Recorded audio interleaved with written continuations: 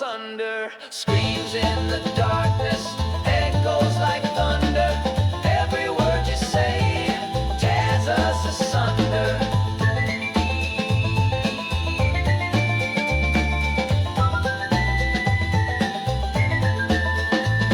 Your voice is a weapon, fires like a gun, explodes in the silence, nowhere to run.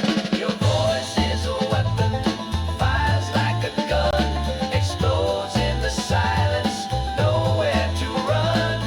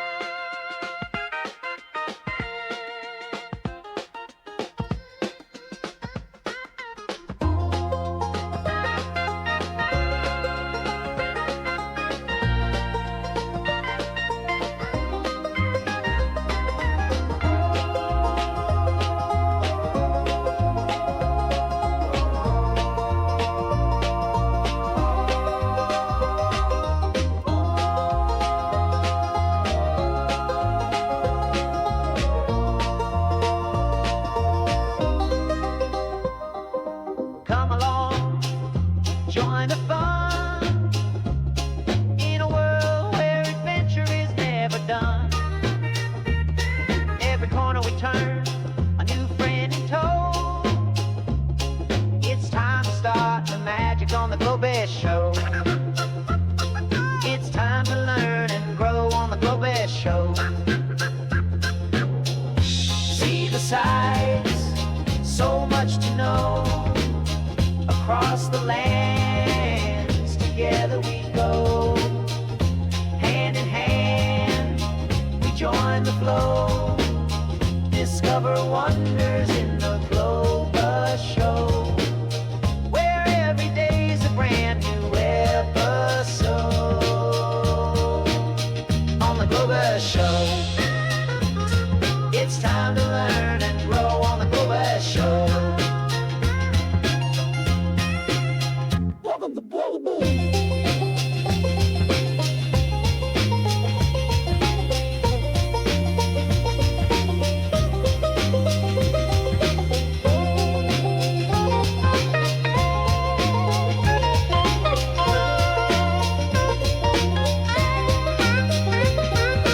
Come along, join the fun, in a world where adventure is never done. Every corner we turn, a new friend in tow. It's time to start the magic on the Globus Show. It's time to learn and grow on the Globus Show. See the sights, so much to know. Across the lands, together we go. Hand in hand, we join the flow. Discover wonders in the Globus Show, where every day's a brand new episode. On the Globus Show, it's time to learn and grow on the Globus Show.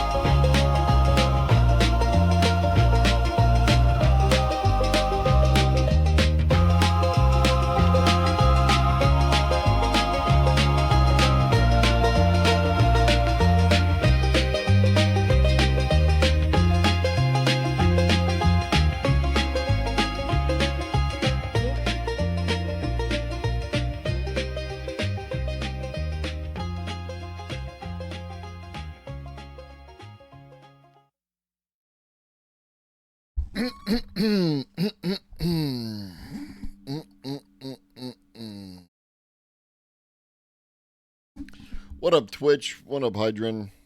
What up, bots? What up, lurkers? What up, tiny people in the chatterino? It's your boy. Oh. So, I finally got the call, and I will be starting the new job on Sunday.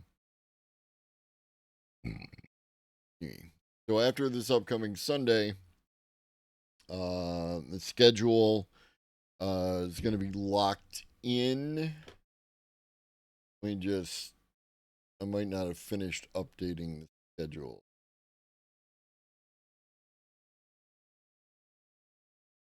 I'm going to do that right now. Edit this.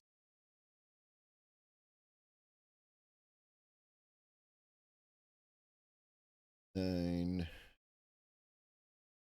3 hours. Changes. This one.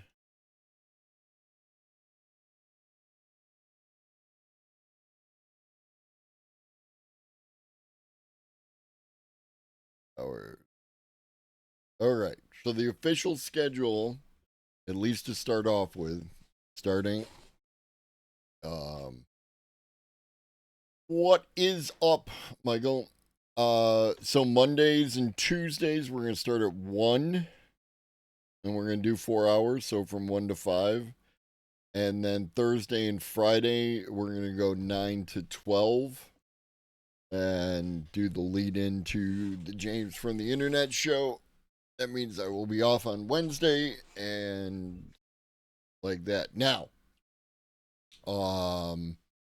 it is distinctly, oh no, I'm sorry. Not Thursday, Friday. Friday, Saturday. Friday, Saturday.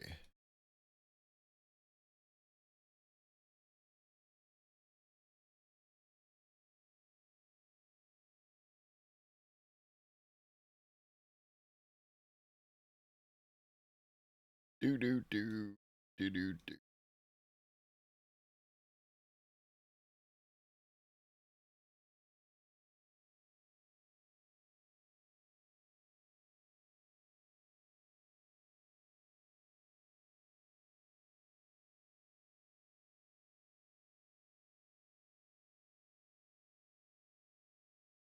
Okay, yeah.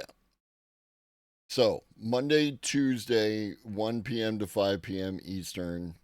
Friday, Saturday, 9 a.m. to 12 p.m. Eastern.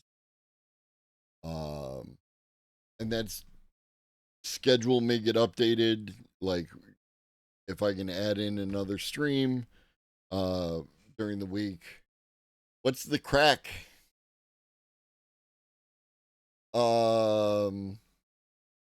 But I don't like, again, because most of my audience share, well, about 2/3 of my audience is shared with James from the Internet, and I don't want to I don't like making people choose, right? For people who are always in a stream, I would prefer you to have the stream that you always go to. So beyond that, we'll see.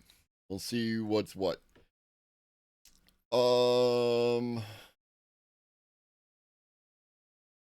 So the crack is 90, so I guess we can get into the news.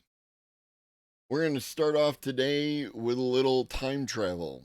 We're going to flash back into the past. Flashback into the past of 9 months ago.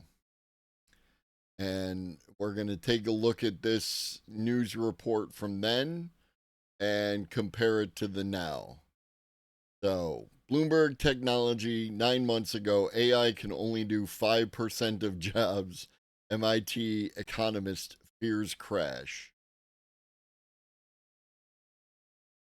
Industries are you basing your... Let's start over. This was one of the most read stories on Bloomberg in the last 24 hours. There's no surprise about that. It has all of the facets of a story that would, just engage our audience on Bloomberg Technology.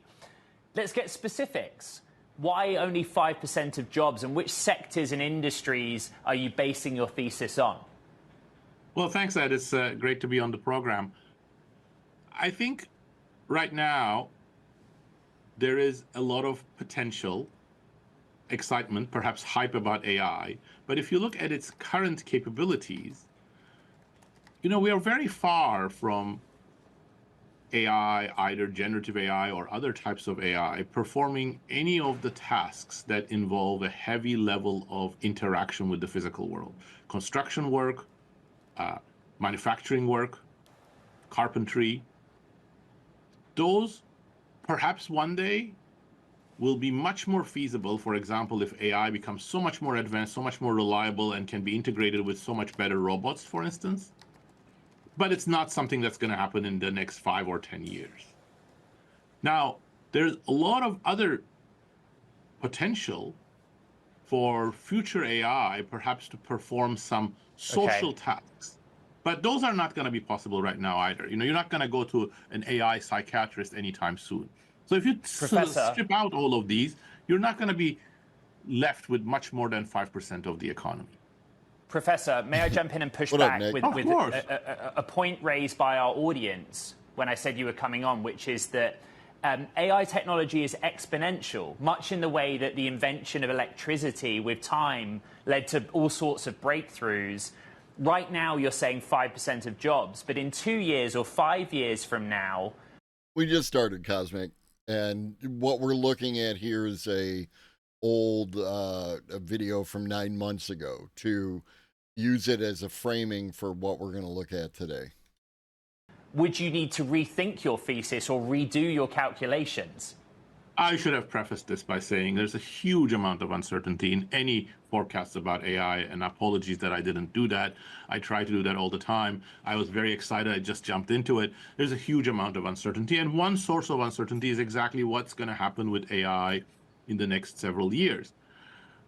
I don't think that the most optimistic views in the industry, which sometimes people refer to as scaling laws, actually will hold water when you look at it within the next 5 years or 10 years, which say, just double the amount of data, double the amount of compute power, and then you're going to get double the amount of capabilities. Because to do that, we would actually need higher quality data. So if you want AI to do the job of a carpenter, you really need a completely different kettle of fish when it comes to the kinds of data. And something like that might be feasible with a different architecture of AI, but right now all of the money is going into the sort of the basic dominant architecture, which has its limitations both in terms of reliability, in terms of high-level reasoning. So that's the basis of my belief that, of course, generative AI and other types of AI will improve, but we're not going to see a qualitative jump within the next 5 to 10 years. Professor, your belief, what is exactly it based on? What data, what historical norms are you looking back on to drive and push forward on this 5% take? Yeah, I think this is why there is so much uncertainty. There's nothing that's identical to generative AI in the past. And that's part of the reason why people can hold very different beliefs. But what I'm basing that on is, first of all, other waves of digital technologies that promised a lot of automation, sometimes a lot of productivity improvements, sometimes a lot of changes in the way that we would organize our offices and things like that. And at the end, all of those changes have been very gradual. And also what we have seen over the last 2.5 years, where, there have been advances, but the advances haven't really been sort of qualitative in nature. They haven't really exceeded the sort of the basic capabilities of GPT 3.5 or GPT-4. So there will be advances, but I don't think any of those advances will very quickly change the way that we do various tasks in the economy. So, for example, I do not believe that in 5 years' time, when we look at the labor market, we're going to see certain occupations that will have completely disappeared. But many would say, Professor, that they would be augmented.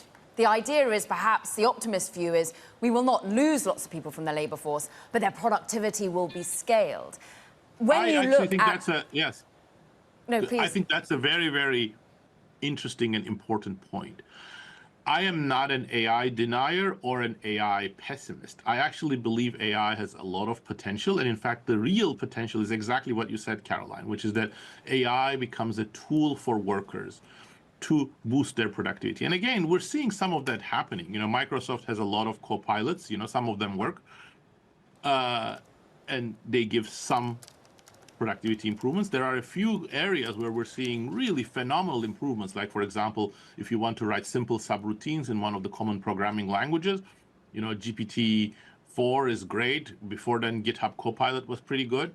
So there are some things in which that sort of Right, Michael, and that is both the bug and the feature of these models, right? Is the fact that on one hand you expect to get an answer within a certain bound, right?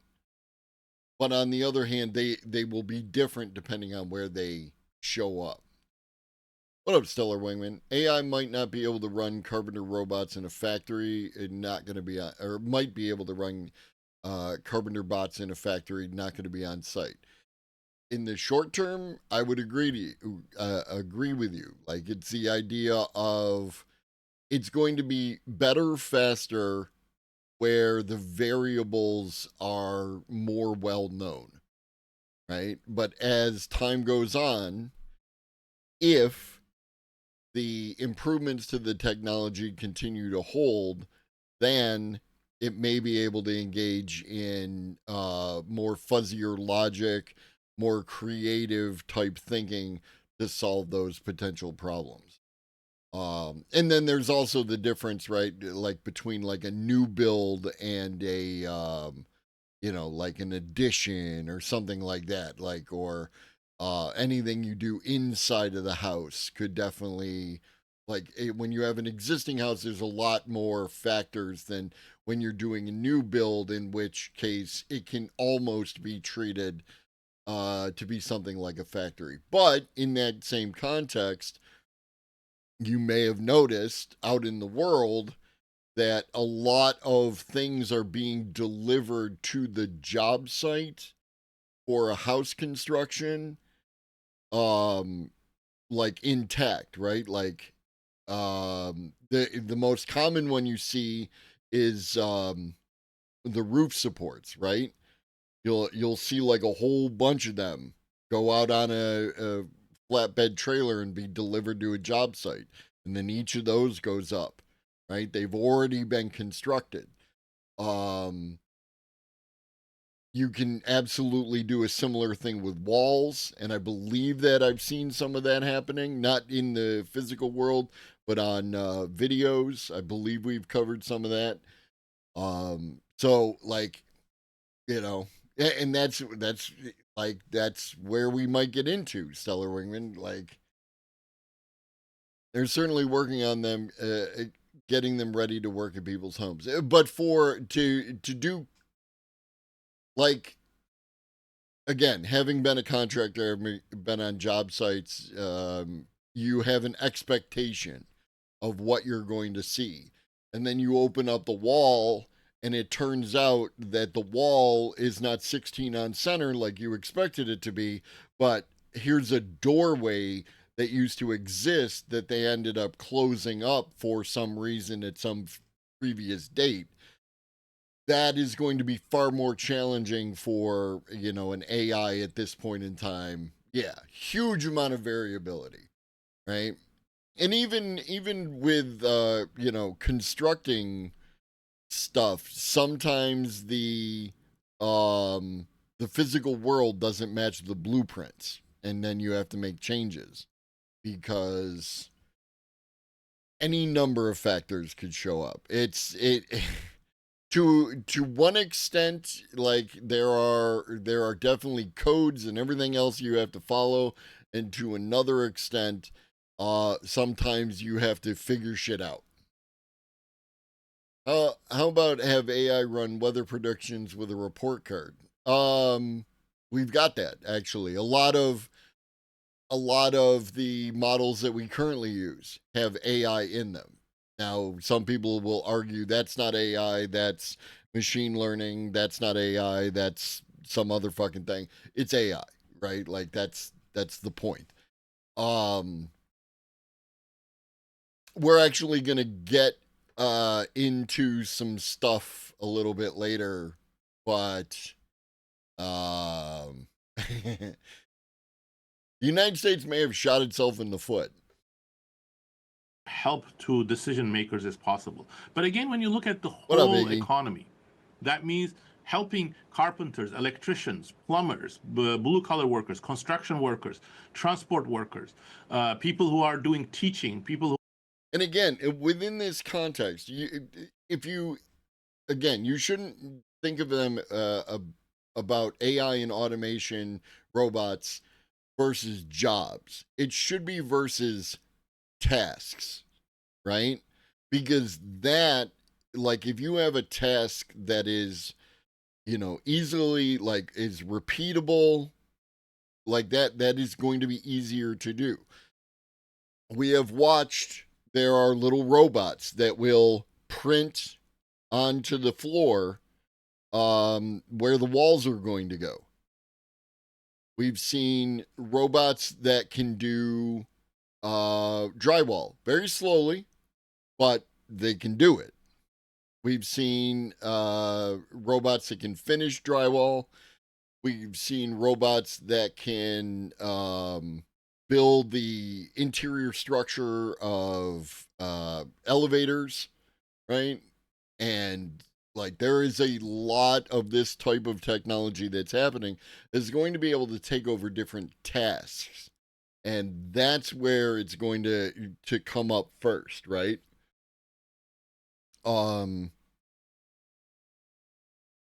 It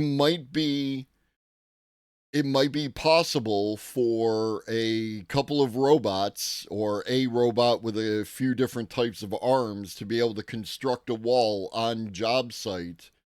As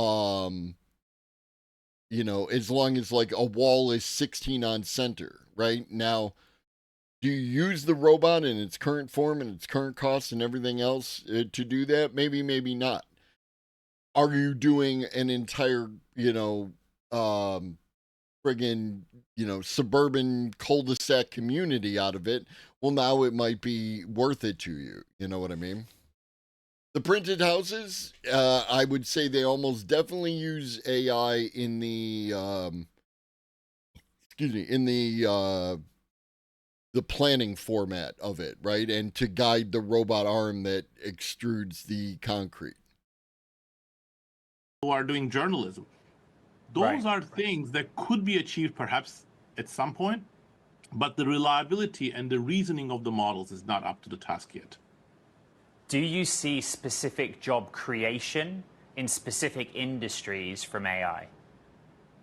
Well, there is one class of jobs where AI is leading a big boost, which is people who have AI fluency, either people who are AI programmers, AI integrators, or other AI-related service activities. But in my research, albeit from a previous wave of AI in the late 2010s, we didn't see any other job category get a boost in terms of hiring. Right. And there are some other jobs that I think there will be some retrenchment. So if you're in IT security and you're doing sort of routine end of IT security, there will be declines in job vacancies in that area because some of these AI tools can actually perform that quite well. When you see the headline that OpenAI is worth $157 billion, when you see that NVIDIA is now worth almost $3 trillion, what do you make of that in terms of how truly the capital markets are analyzing the growth here? Well, I think there's a difference between NVIDIA and OpenAI.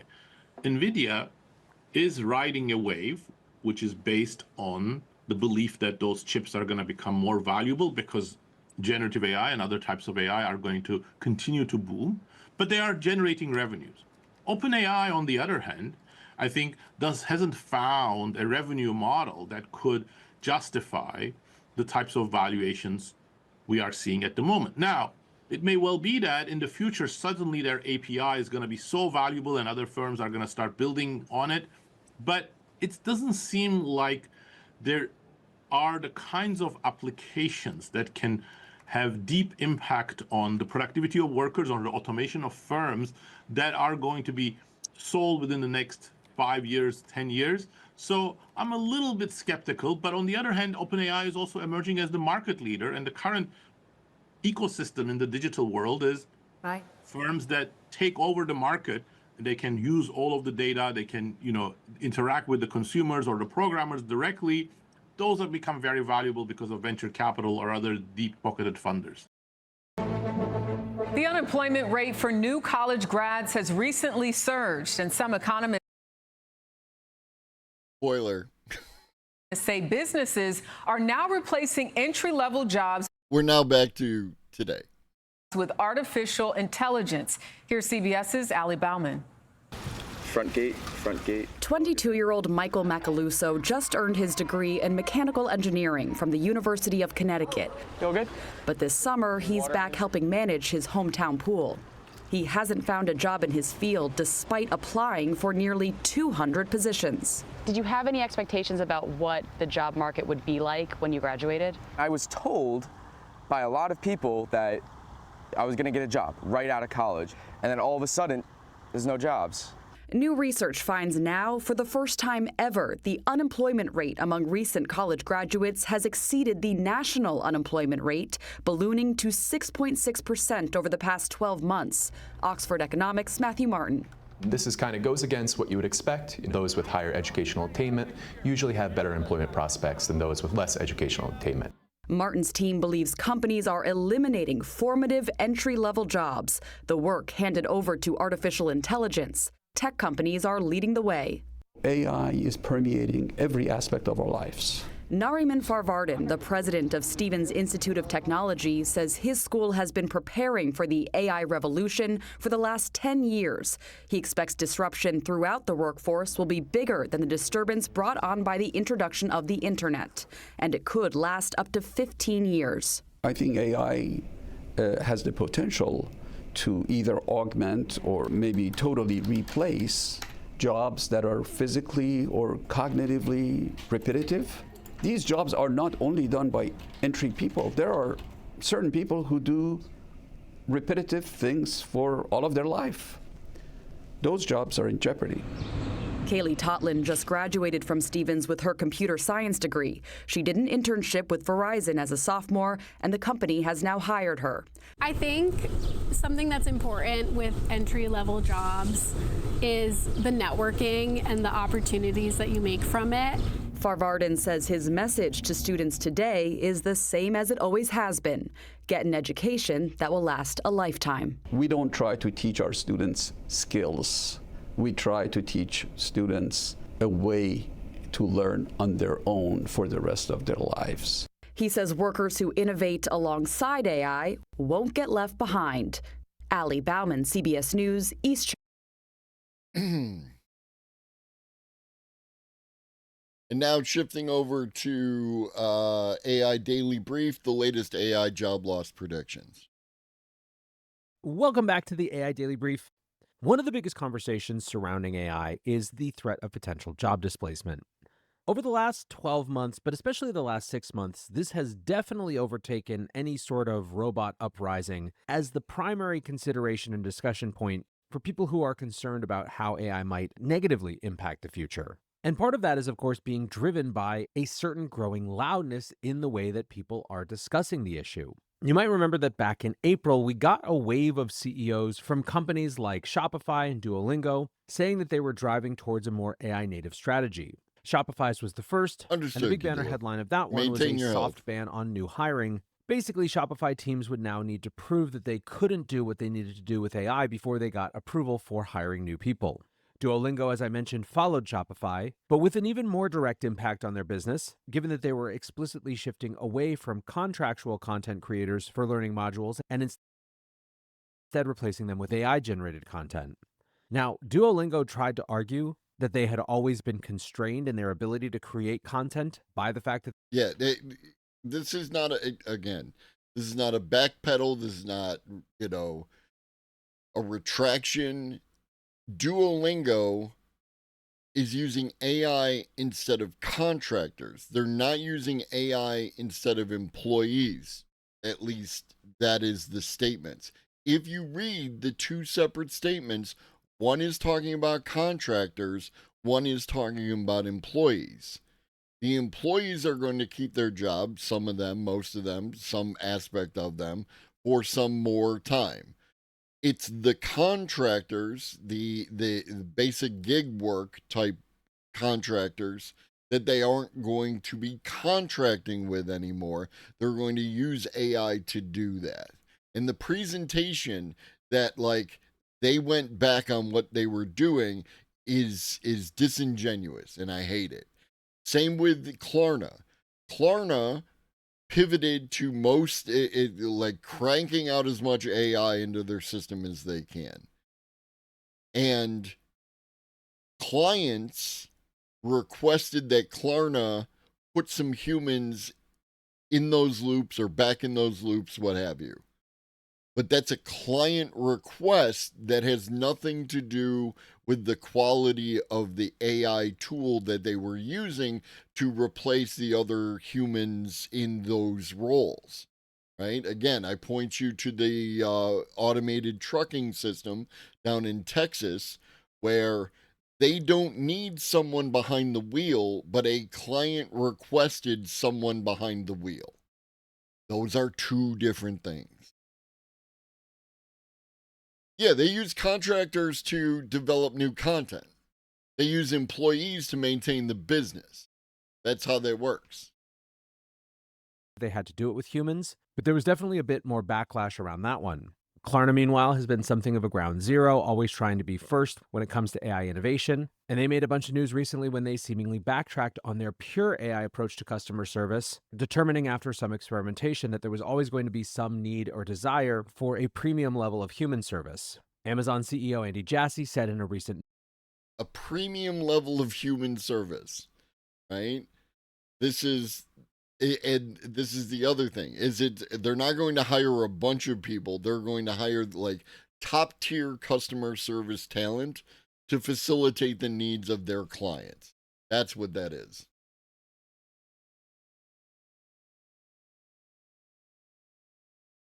Nothing works anymore. The bigger client. Well, the ones who are willing to pay for it. Whoever's willing to pay for it can have whatever they want.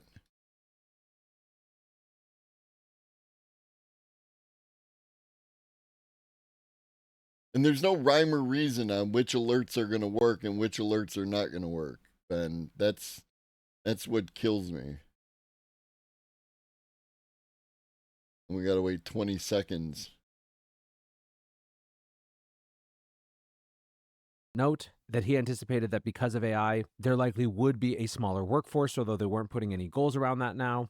And of course, the CEO of Fiverr had perhaps the bluntest assessment of the situation, saying that AI is coming for all of our jobs. I hate so it maybe here. the thing that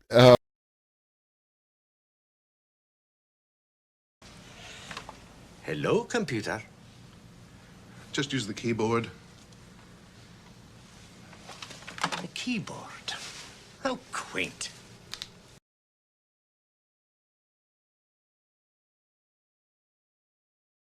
No, not the dregs. The cream will rise to the top, and the average worker, right, who's not great at their job but good at their job, those are the ones who are going to fall out. Right? Best of the best, those ones will be able to have a job and do this stuff. Thing about white collar jobs is they only have 10 hours of actual work a week anyways, depending on the job. Having done both white and blue collar work, it depends on the job. What up, Smurf Inserter? got the most headlines was when Anthropic CEO Dario Amodei started putting some numbers around these estimates. In a recent set of interviews, he said that he thought that AI could eliminate up to 50% of entry-level white-collar jobs and lead to 10 to 20% unemployment overall. And indeed, over the last couple of months, this focus on entry-level jobs and the lack of structures that allow people to grow into new positions has definitely been a focus area for people who are looking at the potential impact of this problem. The New York Times encapsulated this in their piece, For some recent graduates, the AI job apocalypse may already be here. The most recent leg of this story comes from comments from Ford CEO Jim Farley at the Aspen Ideas Festival last week. And what it seems to represent is perhaps a shift in the discourse, with Fortune 500 CEOs starting to acknowledge that AI adoption could have a pretty significant impact on the workforce. At the Aspen Ideas Festival last week, Ford CEO Jim Farley said, "Artificial intelligence is going to replace literally half of all white-collar workers in the U.S. AI will leave a lot of white-collar people behind." With slightly less dramatic but still significant numbers, Marianne Lake, the CEO of JP Morgan Chase's consumer and community business, also told investors recently that she saw its operations headcount falling by 10%, once again thanks to AI.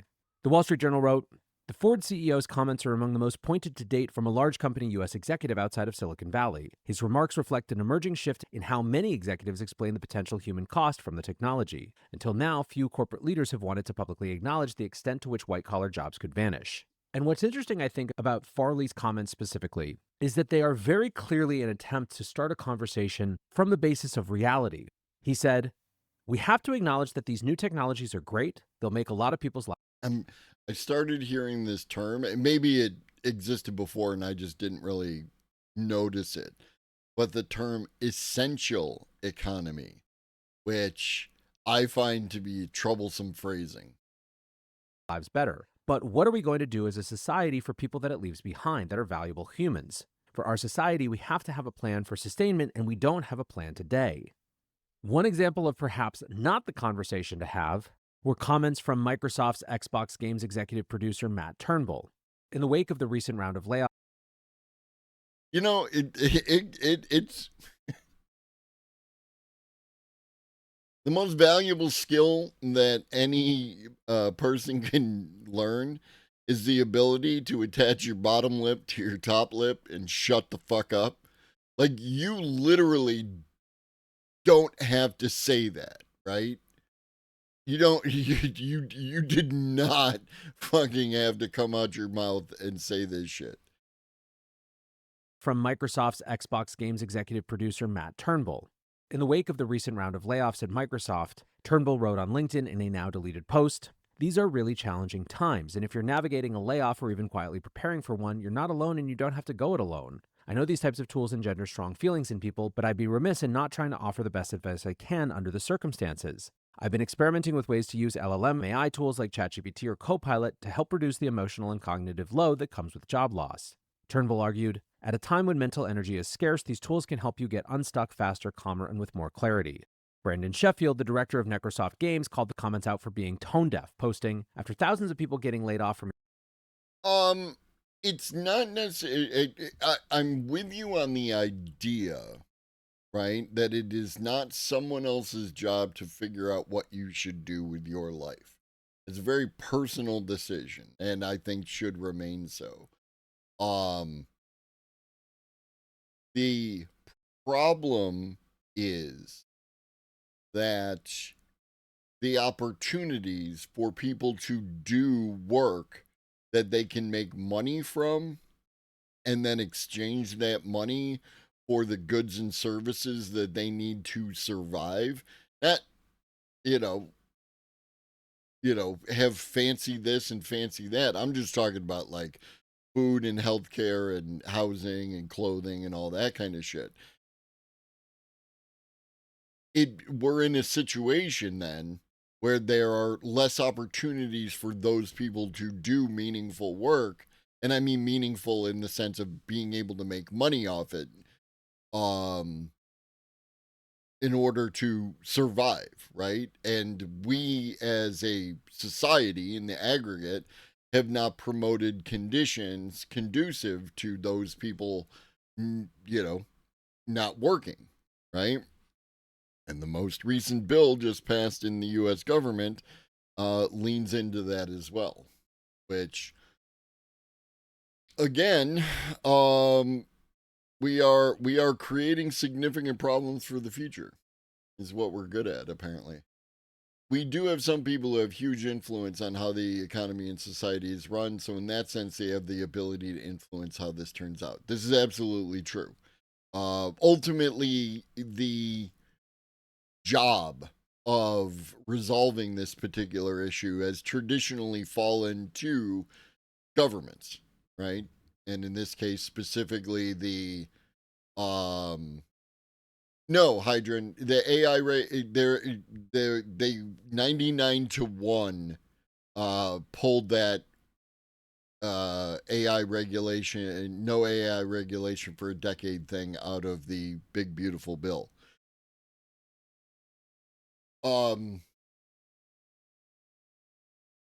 But we're currently not doing the things, Nick, that would be conducive to our continual well-being. Outcome is a military dictatorship. That doesn't change anything. Yeah, we might have a military dictatorship, but then we have a bunch of people without jobs in a military dictatorship. That's not even conducive to having a good military dictatorship. Right? The whole point is to minimize the amount of upheaval that you have, especially like in a military dictatorship. Because the last thing you want is for people to, be in uprising and, like, because all that shit costs resources. No matter what type of government you want to run, it costs a certain amount of resources. And the more extra resources you have to tack onto that to deal with popular uprisings or food riots or anything else like that, or just general, what is it, malicious compliance, right? Like there are all sorts of things that are going to be a problem no matter what form of government.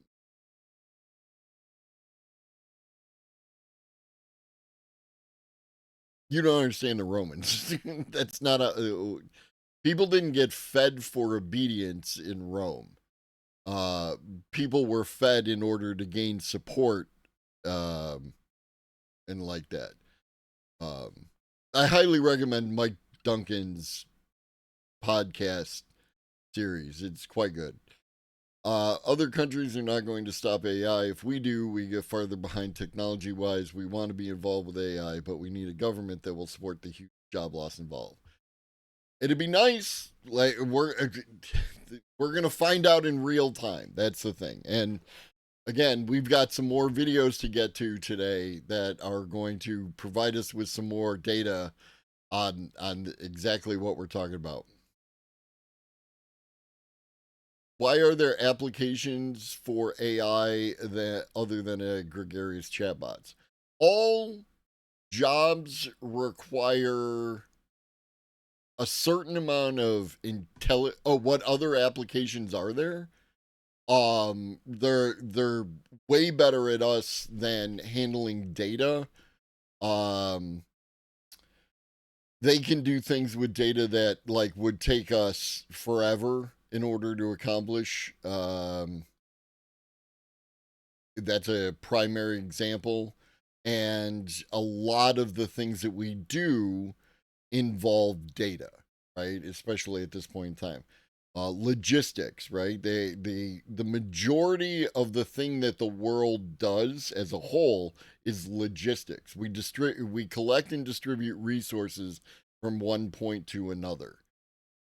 That in and of itself is something that AI can do far better than we can. It's, I mean, to the gregarious chatbot point, right? Like that's customer service out of the way. All middle management is basically assigning tasks and either keeping up morale or inspiring fear. That's something that an AI could easily do. All CEO jobs are capable of being done by a CEO. And then you have to start looking at whatever job it is that you do. And take an objective look at it. It's like, and not the job as a whole. There might be some aspect of the job that AI can do or can't do, and it doesn't seem to be able to do within the near future. But what tasks do you do that the AI can do? Right? And think about it from that aspect. If I was going to assign an AI to do this, what would it take? Now, we definitely can teach another intelligent entity this stuff because that's how you learn the job that you're doing. That's how other people learn the job that you're doing. So, what would it take to start teaching the tasks involved in that job to something that, like an AI? Fast becoming capable of producing anything involving an assembly line. My work switched to semi-automated. They will switch to automated when viable. Yeah. And there's a bunch of factories now. I don't know what you do, but there's a bunch of factories now that are like dark factories, right? Where they don't need people in those jobs anymore. What up, Crix? My job is to be annoying. I really don't even have to work at it, so the AI has already taken my job. Yeah, sorry. Crix.ai already done. What up, Senator? I'm a trainer. I was able to reduce my cost to my clients by using AI to assist with content development for specific trainings because it can pull info and put it together far faster than I can.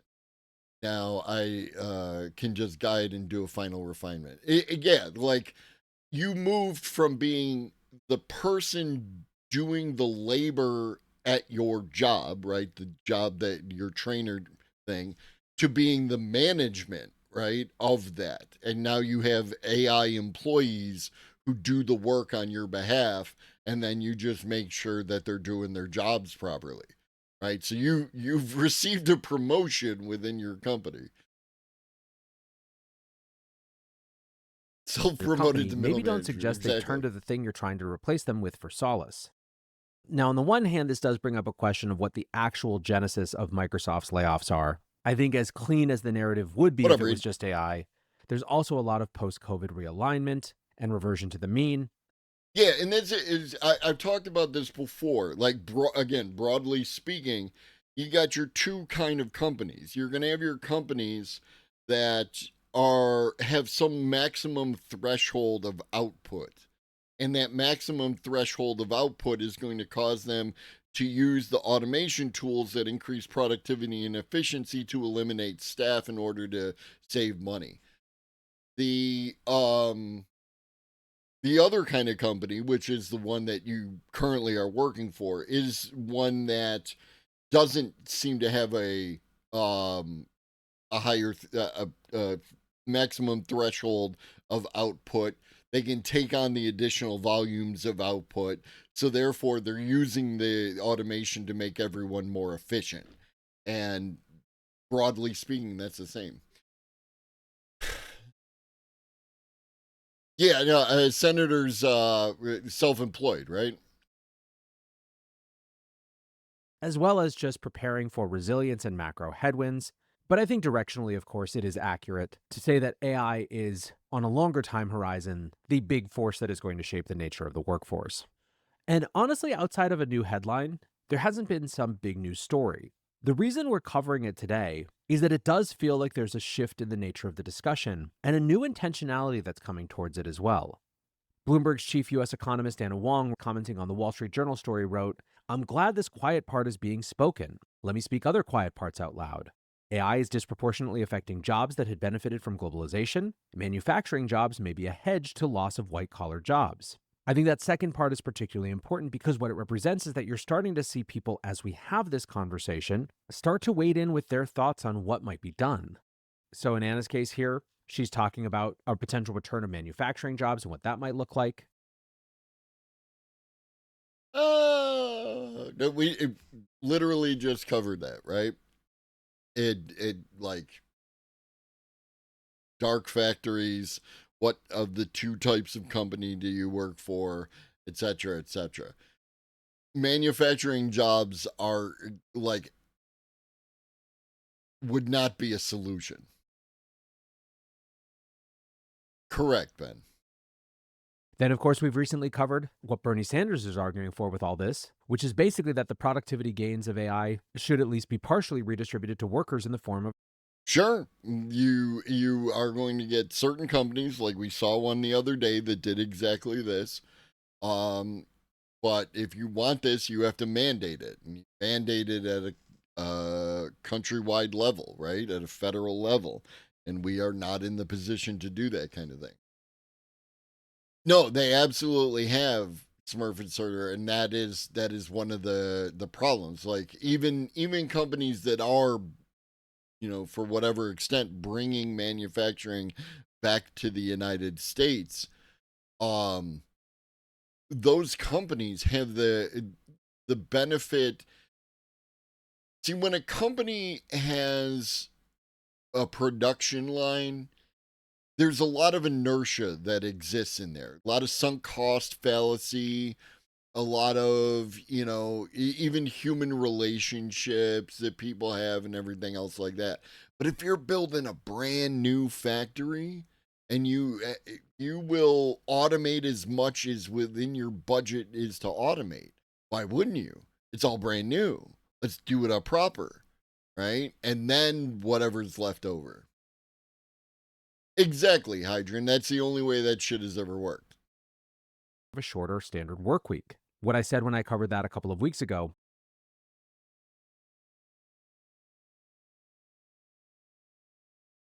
Oh, Crix, I love you. Was that regardless of what you think about that, it's important to be having a conversation and actually advocating for policies that make sense in the context of these changes coming. So from here, what I'm going to be looking for on this show is not only the latest evidence of how job losses are happening, but also how the societal conversation around what we should do about it is changing. As you can probably tell, I think that there are optimistic early signals, if too small to really call a trend, of people acknowledging the reality of the extent of the changes coming and starting to try to think positively about how we can navigate it.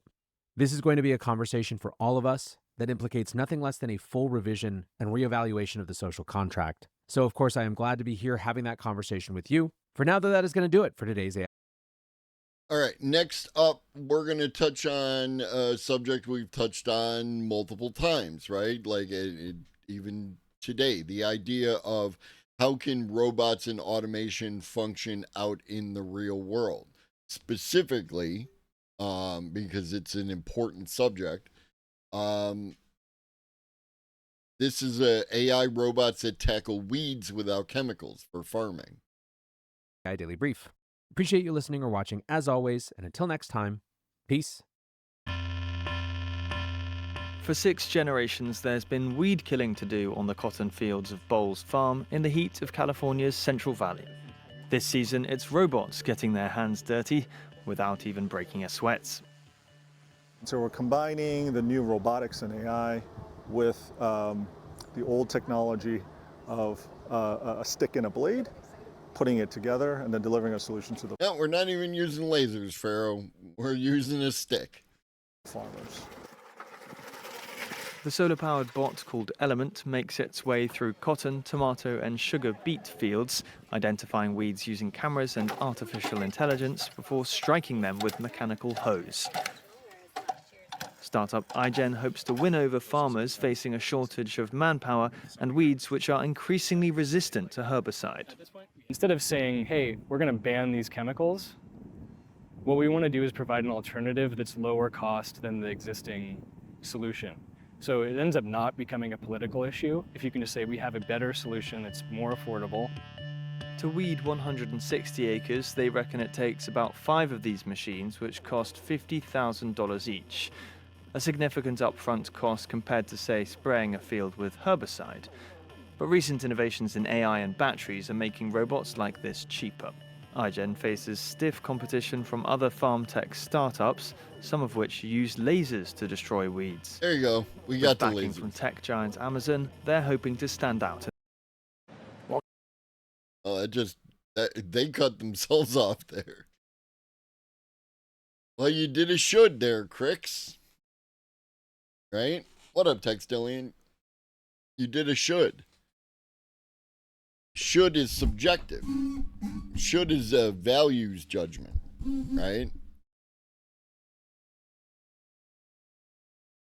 Should requires you to create incentives for the the people. We all have shoulds. We just need to be aware of our shoulds, right? A should is not necessarily something that is going to happen. A should is a future state of the world that we would like to see and requires work in order to get there. An is an observation of the world as it currently exists. I mean, fair enough, Senator. Like, I mean, we could have robots coming at us with sticks. There's a lot of things in life that should be. All right. So I alluded earlier to how the United States may have shot itself in the foot. We got a little CNBC video here about how Trump's big, beautiful bill could slow down the U.S. AI race. Welcome back. The president's newly signed spending bill codifying some cuts to programs, including clean energy tax credits, could have an unexpected impact on big tech's AI race. Our Deirdre Bose is digging into that for today's Tech Check. Morning, Dee. Hey, good morning, Carl. So powering AI, it is quickly becoming the bottleneck. Data centers, they already consume more electricity than some countries, and that is only expected to triple by the end of the decade. This new law hits the brakes on the cheapest, fastest growing sources of new power, that's solar, wind, and batteries, by slashing tax credits and incentives, and really reshapes the U.S. energy mix and directly impacts where and how fast hyperscalers like Amazon, Google, Microsoft, how quickly they can build. President Trump frames it as energy dominance, more drilling, permitting, cheaper gas to fuel the AI boom. But the reality here is more complicated. Take a look at this chart from SemiAnalysis. It tells the story. This is not just a clean energy pivot. It is a energy capacity arms race. And China, on the left, it's building everything: fossil, renewables, grid, storage. Electricity generation there has nearly tripled from 2005. The U.S., on the right, though, you can see flat overall. Gas dominates, coal is declining, and renewables, they were gaining. This law, though, changes that trajectory. It is likely to flatten or even reverse solar and wind growth, extend gas's dominance, and it could trigger a coal rebound in parts of the country, which is slower and more expensive to operate. Now, this also complicates storage incentives, which could make it harder to integrate new clean energy into the grid. And of course, this all has direct implications for the AI race and investors, because every hyperscaler is racing to build out AI infrastructure. But power is now the constraint. Without cheap, reliable electricity, costs rise, deployment stalls. You can't ship product if you can't power it. And this bill makes that build out slower, dirtier, and more expensive, just as China is scaling faster. This is also one of the core fault lines. Good job, buddy. You got your big, beautiful bill. Way to just fucking shit the bed. Hyperscalers are the people with a lot of money, right? Google is a hyperscaler. OpenAI, Microsoft, whoever those top big companies are that are also building their own data centers. That's what they're talking about. And Elon Musk's falling out with Amazon. Trump. He called it a massive strategic error that will leave America extremely vulnerable, pointing out that China's ability to eventually build enough solar and storage each year to match. Yeah, well, maybe you should have said something, dipshit. Like, you had the president's ear, and you could have used your position and power for good. But no, you couldn't see past your own ketamine-induced hallucinations in the White House to fucking take a minute to actually think, oh wait, this is actually bad for everybody, including Elon Musk. The entire U.S. grid, and that's where this step becomes worrying when you put it side by side what China's doing. Dee, are you surprised that there hasn't been, maybe not to the level of Elon, but other sources of pushback from tech leaders about these incentives? I am. And I mean, the main focus when this bill was sort of. What is hilarious is the number of people who have come out talking about how that the big, beautiful bill is a gift to like the AI companies. And it's like, I don't even want to hear you fucking spell out your arguments anymore. I just want you to go AI bad. Just say AI bad. And that you don't care about any of the facts. You don't want to read anything. You don't want to educate yourself. Just say AI bad, right? And then we'll both know exactly where you stand. And I don't have to feel like I could engage you with a compelling argument to address the deficiencies. There was a bunch of nothing, gibberish, flip-flobical, flip-tobological, flip-snobicals. It was a bunch of gibberish, bro. I'm telling you. Oh, and I watch people in other people's chats make a good faith effort to like educate people, and then it just after a certain amount of time, like they go like this, it's like I don't know.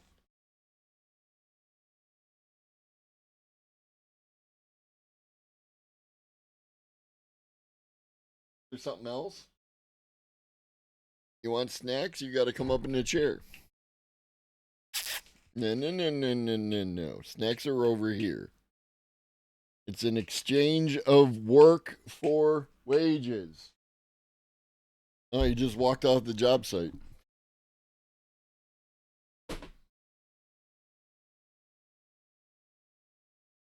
All right, back to the video. Going through was the AI regulation, right? Remember that? It didn't actually end up being put in that, there was a ban on state and local AI regulation. That seemed to be the thing that most people here in Silicon Valley and tech were focused on, saying that if it didn't go through, that would stall the industry. And, there's some outcry about that right now. But this energy stuff just feels so much more important, right? Especially for the hyperscalers that are building this, especially for the Amazon, Microsoft, Googles that have, made clean energy their mission over the last decade or so. But I haven't heard a ton from it. I mean, nuclear is still in there. That takes longer, right, to get up and running. But we'll see. We'll see if we hear more. Yeah, you'd think that the big tech companies would have some serious lobbying muscle to prevent something like this. There we go. Before we get back to this, speaking of serious lobbying muscle,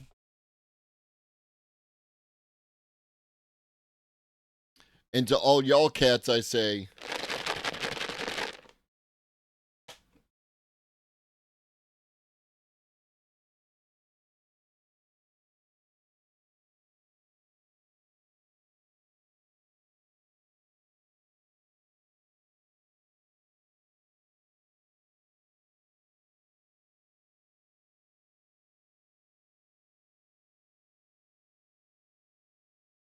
Stampy snacks. Let's all have Stampy snacks. We do the AI facts while Stampy's snacking. That's it.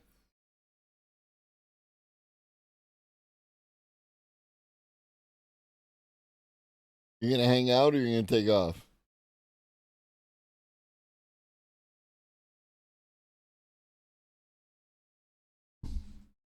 All right. Take off.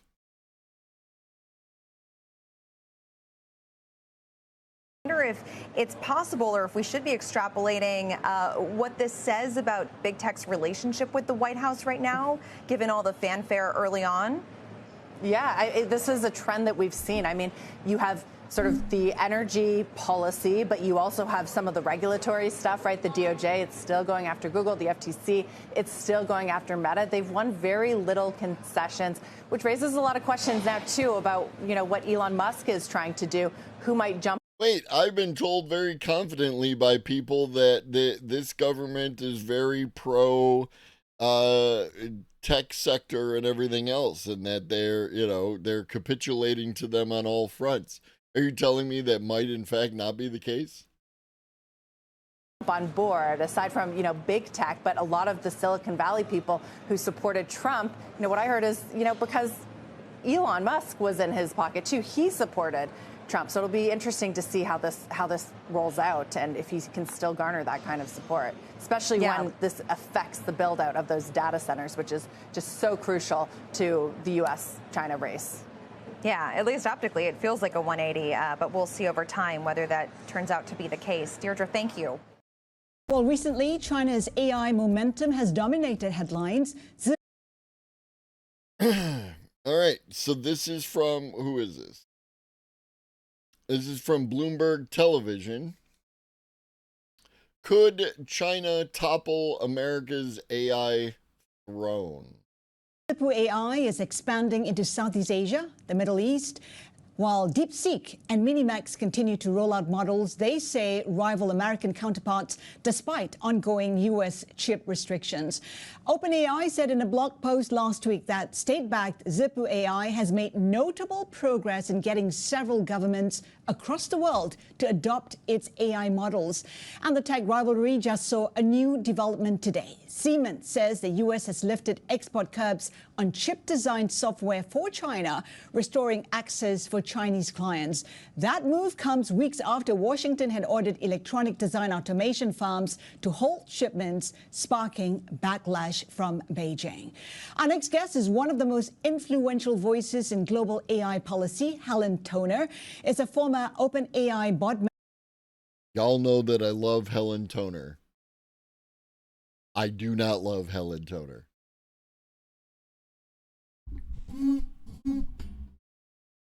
Member and now Director of Strategy at Georgetown Center for Security and Emerging Technology, where she helps shape how governments and institutions respond to the rise of powerful AI systems. She joins us now from Washington. Helen, good to have you with us.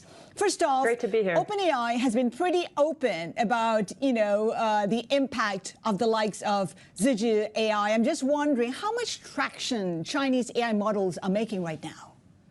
They're certainly getting plenty of traction, and it's anyone's game. And an important thing to understand as well about how AI development is progressing is that there are really not just one AI competition or one AI race, as people sometimes say, but actually many. So there's a question of who is leading at the very cutting edge of the technology, making the most advanced models. There's different questions about who is leading in terms of adoption, in terms of B2B use cases, B2C use cases in different countries.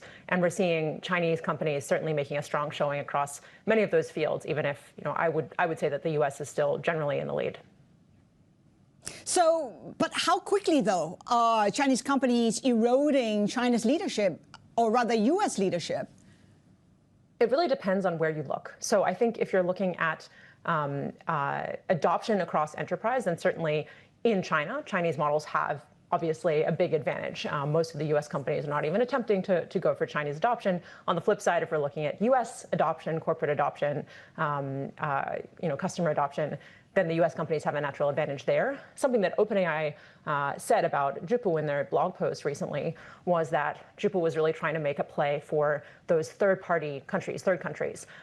So OpenAI has been on a big spree going across Southeast Asia and other countries, looking to sell their products, looking to set up what they call OpenAI for Countries initiatives, so partnering with specific governments. And what it sounds like is they have heard from those governments as they've been touring the area that Zippo, this Chinese company, one of the Chinese 6 little dragons it gets called, that they're also going and having those conversations with governments, trying to come in and say, look, we can give you a full stack solution, we can give you white glove service to get not just a specific, like a broad-based product, but get something specific to your needs. And so what it sounds like is that Zippo as a company, in addition to other companies that we know from the Chinese side are trying to do this, like Alibaba, Huawei, that they are starting to show up in these conversations as well.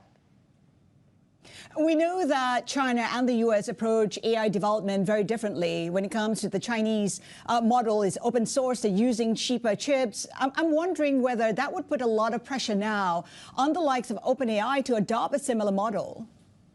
Yeah, there's different pieces to this. So one piece where I think there really is pressure is in this open source question. So this is a lot of the leading US developers, in particular OpenAI and their 2 biggest competitors, Google and Anthropic. They've really led with what get called closed models, meaning that they're proprietary, only the company has access to their models and they can sell access to that via an API or via a product like ChatGPT, without giving the actual AI model away.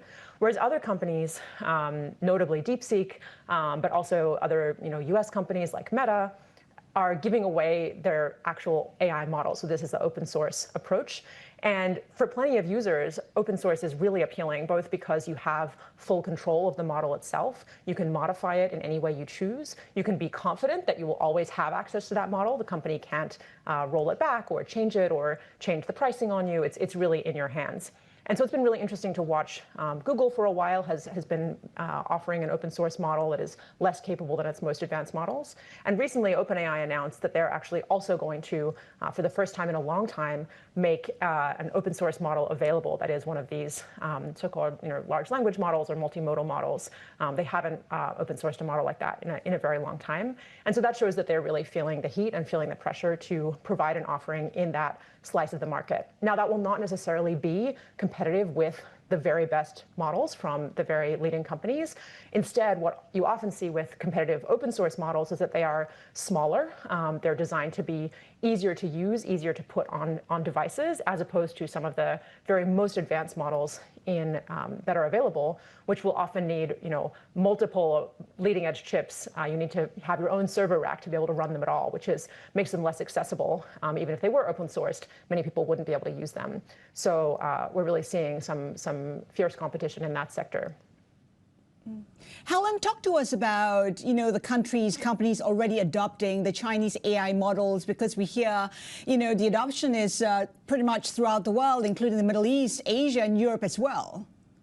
So what we're seeing, I think, is a lot of experimentation. It's difficult to know how much actual adoption and how much at-scale use that we're seeing. So, for example, in China, in the wake of this big DeepSeek moment in January, where that company really broke through and had a huge news cycle, there were a lot of stories about Chinese companies, Chinese local and provincial governments starting to adopt DeepSeek. But it's really not clear if you kind of scratch beneath the surface, what does that look like? Does it look like they ran one trial? Does it look like some of their employees started using the app? Or did it really look like a deep partnership and really serious adoption? It's very difficult to get that in-depth data. One thing we can say is that if you look at, again, these open source models, actually a really big player there is Alibaba. So they have a model series called Qwen, and that is very, very popular. So even on US platforms or international platforms like Hugging Face is a very popular place to go to find AI models to use. They are showing that Alibaba's models are really very popular, outstripping any of the US models in terms of just sheer amount of use on that particular platform. But it's difficult to make really sweeping statements. What we can say as well is on the consumer side, OpenAI does continue to dominate. So ChatGPT is up there in the many hundreds of millions of users, which really far outstrips any other competitors. What are the possible longer-term implications of what we're seeing right now? People often talk about perhaps a decoupling of technology and AI models perhaps in the longer term. What might that mean for the world? So we've really seen a lot of, technology companies are the place where the US and China are the most decoupled and have been for a long time, right? So Google hasn't been in China for 15 years at this point. The same is true for many of the US's other leading technology companies. And in some ways, that has been what has made space for China's tech sector to grow and flourish, is that they haven't actually, unlike most other countries in the world, tech companies there haven't had to compete with their US counterparts. But now what we're seeing is with this new wave of AI companies, there was maybe a moment where it looked like there could be more interconnection, and certainly at the basic science level, there's a lot of interconnection between the US and Chinese ecosystem, with researchers collaborating, US and Chinese institutions collaborating, people moving across borders all the time. But what we've seen at the company level and at the product level is actually that continued decoupling. So I think it's a pretty safe bet that is going to continue to be the case. And then the question is really what happens again in these third countries. China has a... Again, I'd like to point out the crackdown on student visas in the United States goes beyond the really basic ideas of immigration and whatnot that exists, within this particular administration. But it's also going to, what up, walking stick? It's going to lower the number of people, really talented people, from coming into the United States to contribute their skills towards not only AI but other technologies.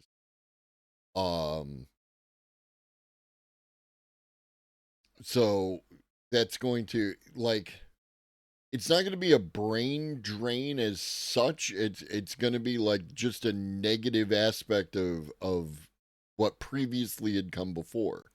Because if you look at AI papers, there are a lot of Chinese names on them, right? but we're going to reduce the number of those people coming into the country because it's much less likely to get a visa because of the current administration. It's going to be much more difficult to get grant funding and stuff. And this is going to lead again to opportunities for other countries in the world to pick up that slack.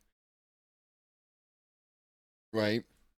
And China is one of those places. China has the capacity to, if it wanted to, I don't know what their, ideas on the subject are, but if they wanted to, they could become the new international hub for education. Good job. Long history of pushing it, what it calls its digital Silk Road, meaning going out there to countries in Southeast Asia, Central Asia, Sub-Saharan Africa, and saying, look, we can work with your governments, we can help you build smart cities, which involves, surveillance systems and, digital infrastructure for governments. That is something they've been doing for a long time at this point, and AI is sort of a natural continuation of that. But it remains to be seen exactly how far that goes and how well they're able to compete with U.S. offerings. But it's certainly a strong showing they're making. Is it fair to deduce, though, at this stage that the U.S. will have less influence on how AI can be used or how it should be used, given that China's, role in it is increasing? Yeah, the U.S. certainly doesn't have a monopoly on this, and something that we'll, I think, likely see from China. Again, Cosmic,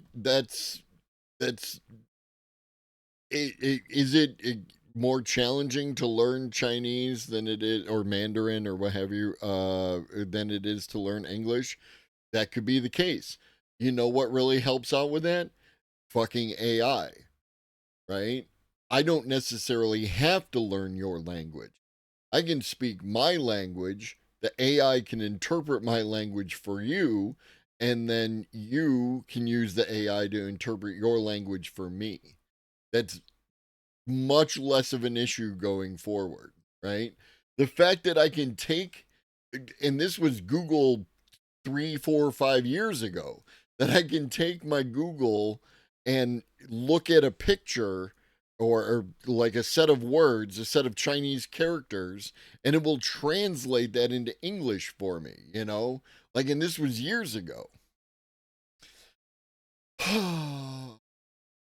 U.S. universities are eradicating the reason why academics in other countries were coming here. Yeah. Grant money, better education, more prestigious education, even if it wasn't better, right? There is a difference. If you tell someone you went to, like Erie Community College, or you told somebody you went to Harvard, they're going to think that you're way smarter if you went to Harvard. Whether or not that's actually the case is irrelevant. That's the way people would perceive the thing. And we're so I'm saying, man, nothing is as simple as it's just one thing, right? Everything is so goddamn interconnected that you can't fuck with anything without it having all sorts of unintended consequences, or at least perceived, like, I don't necessarily believe that when the Trump administration does something that they are not aware of any particular unintended consequence. I am confident that a lot of the unintended consequences that happen, they are not aware of, right? Because it's like 3, 4, 5 layers deep. And then all of a sudden, well, now this shit is happening. And you didn't think about that, right? Because you were too busy being racist.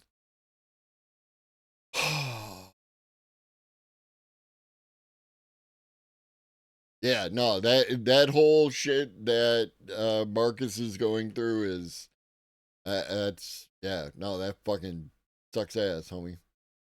What up, Brad? Everything is computer. Different languages have different learning difficulty depending on which languages you already know. Yeah, absolutely. Oh, for sure. I went to one of them Ivy feeder schools and I fucked off to Canada. Good choice. If someone knows my state's official language, then learning Hindi is a lot easier. Yeah, yeah, and it's the languages that you share associative borders, whether they're physical in space and time, or whether like it's easier to learn Spanish, and Italian. If you know Spanish, you can easily learn Italian. There a lot of the words you can kind of figure out, even from an English standpoint. If I look at a Spanish word written down, I could probably figure out what most of the words are and then contextually fill in the blanks.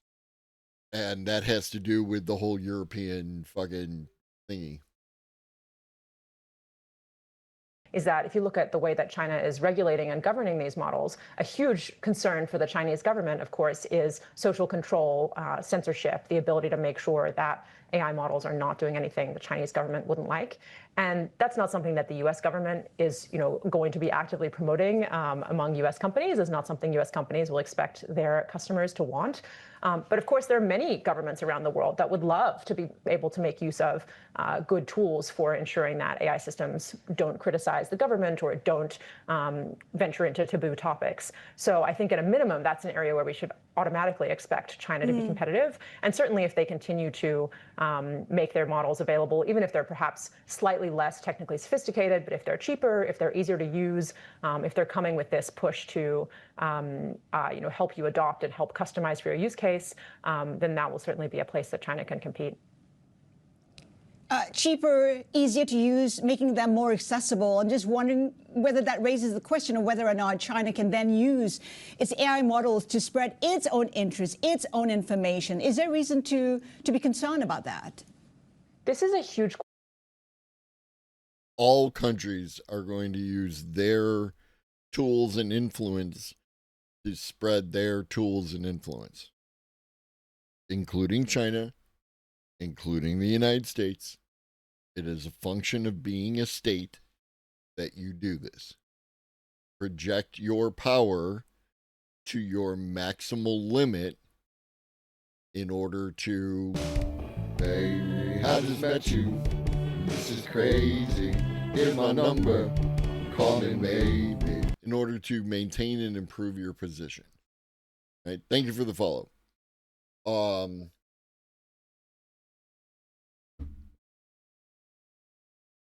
The presentation of always putting this like, well, what is China going to do? Well, what is the United States going to do? What is any state going to do within their capacity to do the thing? That's the real question to ask. Everything else is weird nationalism and patriotism. Question. So you definitely hear this a lot as a potential reason for concern is, do these models embody certain values? Would it be strategically advantageous for the United States to have models that embody U.S. values spread throughout the world? I think it's a little bit of an open question once you dig into it, because in so many ways, often the AI models in question are very customizable, and it's very easy to kind of get rid of, if it's a Chinese model with censorship built in, it's usually pretty easy to get rid of that censorship. Likewise, if it's a U.S. model that has some U.S. values built in, it may not be that difficult to actually customize it and get rid of that if it's not what you want for your use case. So I think as a starting point, certainly there's a large financial interest, and from there a competitive interest in wanting to make sure that U.S. companies are earning revenue and are setting the standard internationally. I think in terms of these questions around sort of values or whose models are being used, the exact strategic implications are still becoming clear. Helen, the AI space is developing so rapidly. In 3 to 5 years, how do you see that space shaping up? So the really interesting thing working in AI is no one knows. And what I mean by that is different experts have incredibly different perspectives on. Because again, time is a terrible metric for attempting to talk about when is AI going to do a thing. What matters is capability levels. Now, there are some things like that you can kind of predict in space and time, like the construction of additional data centers and what the construction of a data center like Colossus led to Grok, etc. Like that you can measure out in time, but then it's the matter of capability between Grok 3, Grok 4, Grok 5, what have you, right? And that is going to require, whatever it requires. So it's not necessarily a good metric to say, oh, 3 to 5 years, it's going to do this. It's whenever we hit this level of capability, because prior to all you need is attention, that scientific paper, we weren't doing what we're doing now. And then post that paper, we have all this, right?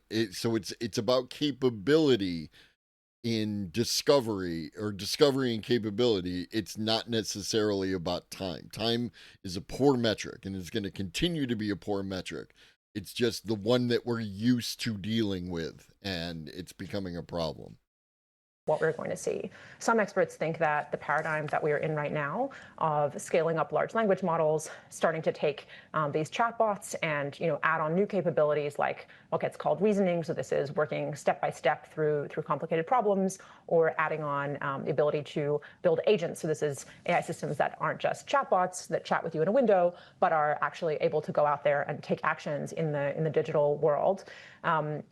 Some experts think that that combination of capabilities, so large language models plus more reasoning plus more agency or agentic capabilities, that could get really far and could get to something approaching or exceeding artificial general intelligence, which is a term people use to mean roughly human level intelligence.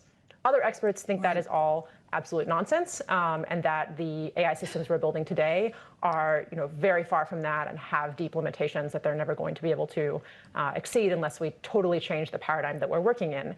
So often my view, I'm sitting here in Washington, D.C. as a policy analyst, and so often I am thinking in terms of how do we make policy or prepare for the possibility that any of these different worlds could come true. Welcome back to the AI Daily Brief headlines. Way to play her off in the middle of answering your question. Oh, Jesus Christ. It's 2 today. This is not me. This is not me editing their shit. This is them editing their shit and just cutting off in the middle of a fucking thing.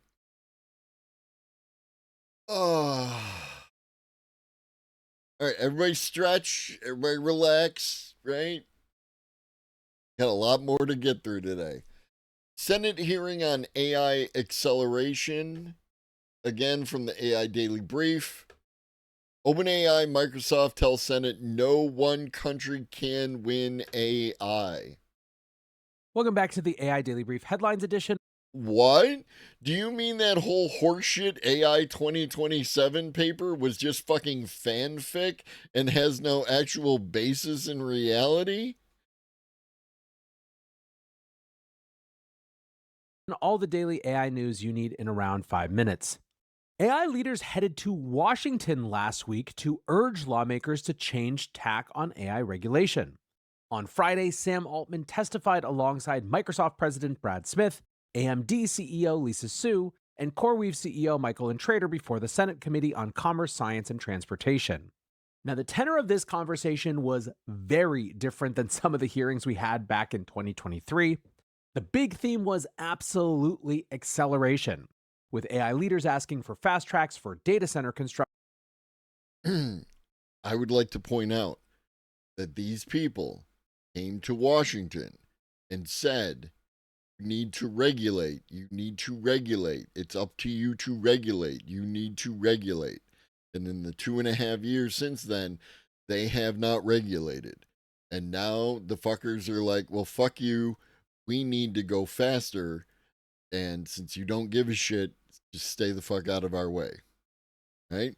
Am I a fan of that? No. Would I like to have seen regulation? Yes.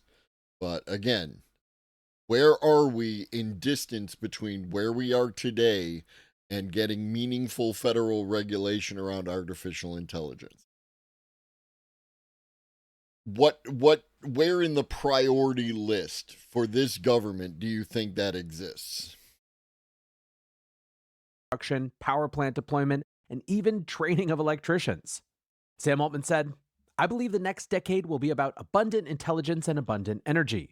Making sure that America leads in both of those, that we are able to usher in these dual revolutions that will change the world we live in incredibly positive ways is critical."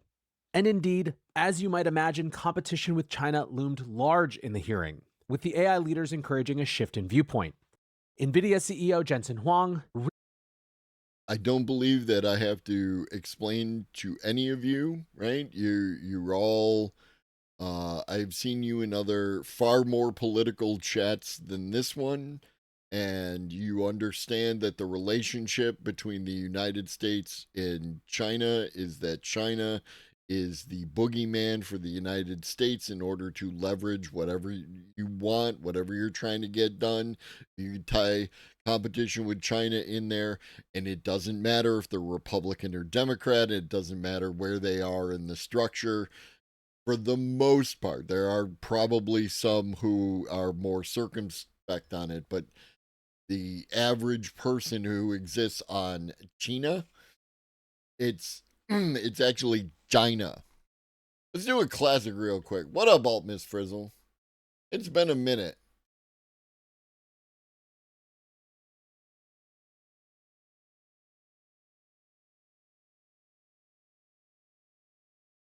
Very well. China.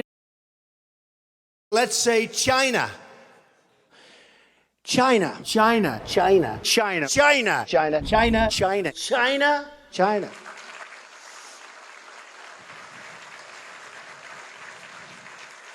You go over to China. China. China. China. China. China. China. China. China. China. China. You take China. China. China. I love them. China. China. China. China. China. I have to have my China. China. China because China. China. China. China. China. China. China.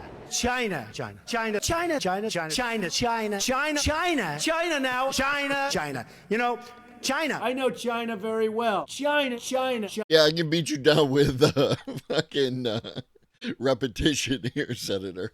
China, China, China, China. China, China, China. Northwest Wisconsin, where I'm from. It's China to me, China.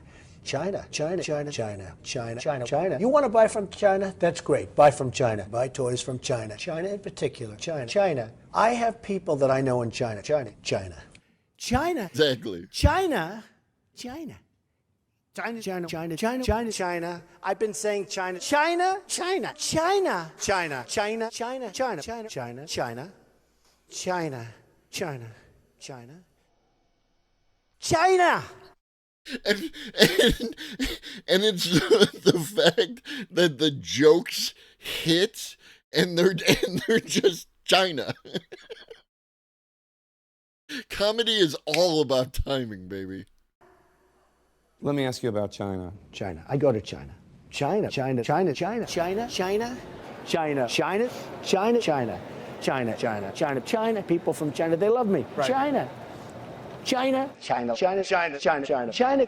In China, they say I don't like China. I love China. People think I don't like China. I love China. China. China is the new China, by the way. China, China, China. I deal with China. China, China, big league, China. So don't tell me about China. I know China. China, China, China, China, China.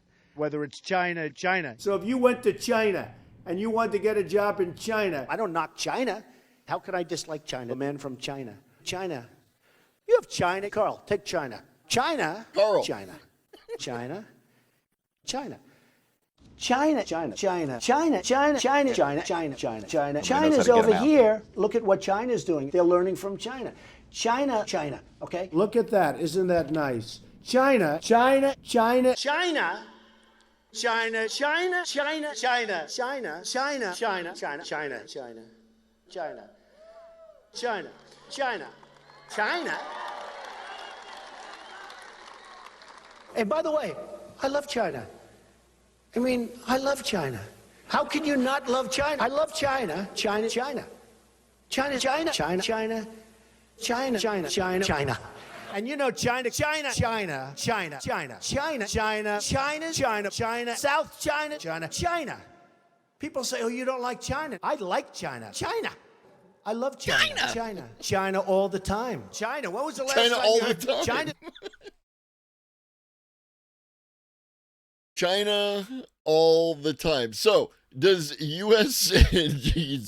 policy revolve around China? I'm gonna go with yes. It's all the ways. It reminds me of like the different comedic bits around the word fuck or the word dude, right? Like you can use dude,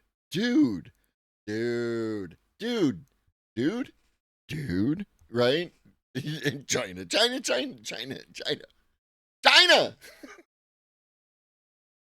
Bigly. Oh. So anyways. Recently said the world of AI fundamentally changed this year due to Chinese technology catching up quickly. Microsoft's Brad Smith reinforced this view, stating that the US needs to continue innovating because AI is, quote, a race that no company or country can win by itself. He encouraged the government to focus on infrastructure rather than regulation, stating, innovation will go faster with more infrastructure, faster permitting, and more electricians. Altman commented, as AI systems become more capable, people will want to use them even more. Meeting that demand requires more chips, training data, energy, and supercomputers. Infrastructure is destiny, and we need a lot more of it. AMD's Sue emphasized that the US must lead at every layer of the AI stack. In a somewhat pointed reference to NVIDIA's proprietary CUDA ecosystem, she said, I think open ecosystems are really a cornerstone of US leadership, and that allows ideas to come from everywhere in every part of the innovation sector. It's reducing barriers to entry and strengthening security, as well as creating a competitive marketplace for ideas. The main point of the hearing was to discuss what should come next after the Trump administration declined to enforce the Biden-era diffusion rule, which would have ramped up export controls on chips. Republicans made it clear that the administration would prefer a market-driven response rather than regulating AI. However, there was tension in the isolationist style of the administration set against the need to attract top talent and spread US-made AI throughout the globe. Look at that. Didn't even pre-watch. Called it. There is tension between the unintended consequences of fucking up and the fucking up in and of itself. Smith said, we need faster adoption, what people refer to as AI diffusion, the ability to put AI to work across every part of the American economy to boost productivity, to boost economic growth, to enable people to innovate in their work. If America is going to lead the world, we need to connect with the world. Our global leadership relies on our ability to serve the world with the right approach and on our ability to sustain the trust of the rest of the world. He argued that the Biden diffusion rule had, quote, sent a message to 120 nations that they couldn't count on us to provide the AI they want and need. Y'all have done a much better job of inspiring confidence in different nations around the world. So, congrats.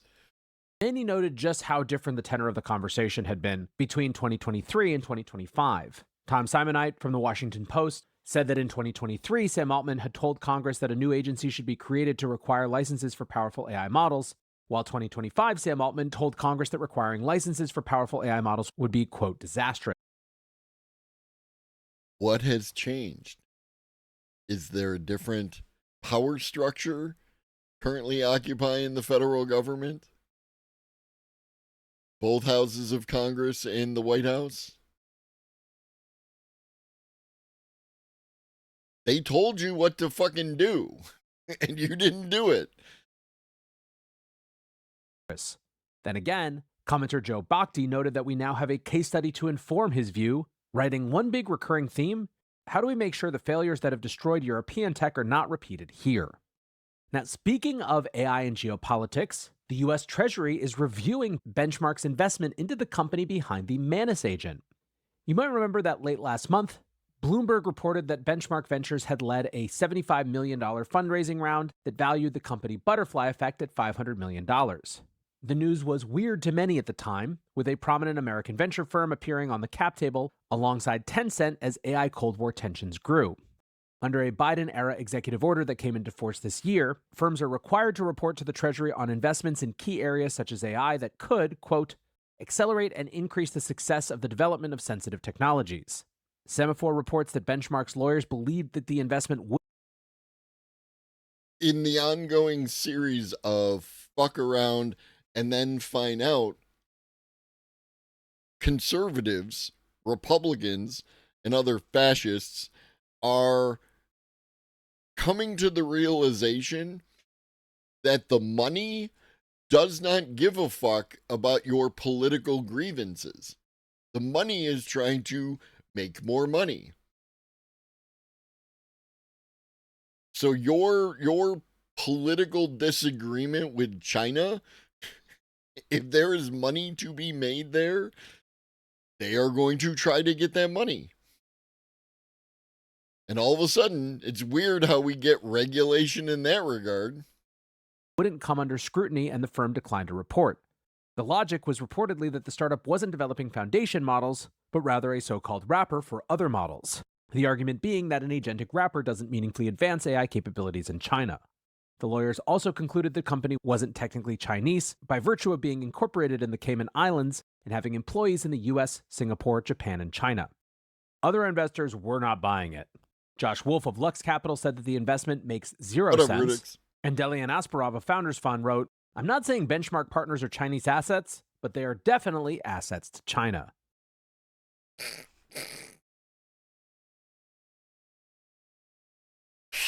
Like right over his head, right? Like, are they assets to China? Absolutely, right? Are they Chinese assets? No, they are capitalist assets. Capitalists go where the money is. Is there money to be made? They want to get some. It ain't deep. It ain't fucking deep. Turns out that careful corporate structure didn't dissuade the Treasury from taking a closer look. Sources say that Benchmark is likely to echo their legal advice and claim they had no duty to report the investment. Semaphore wrote, "Benchmark may have a legitimate argument for why it's mammoth investment in the U.S. interest. $75 million isn't enough to do much in AI research these days, but it should still be vetted for possible national security implications." The fact that the firm chose not to initially notify the Treasury Department of its investment in Manus suggests there's something wrong with the process. Now, why this is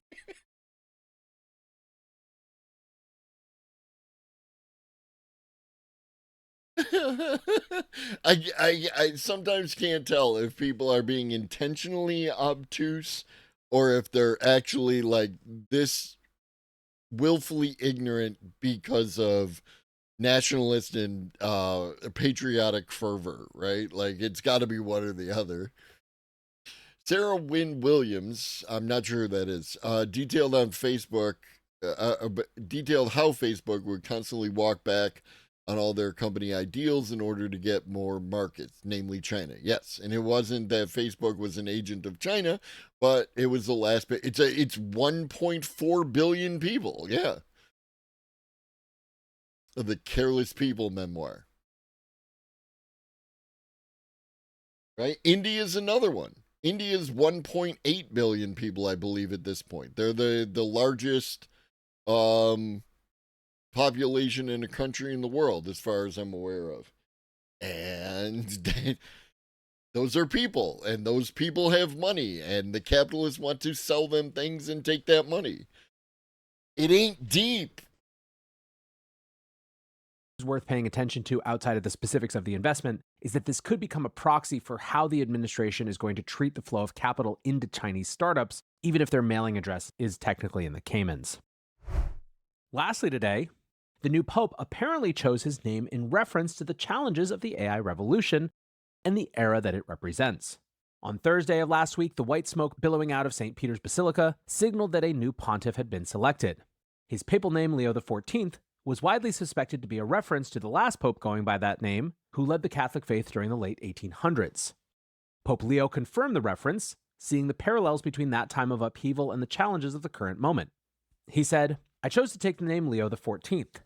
There are different reasons for this, but mainly because Pope Leo XIII addressed the social question in the context of the first great industrial..." Good on him.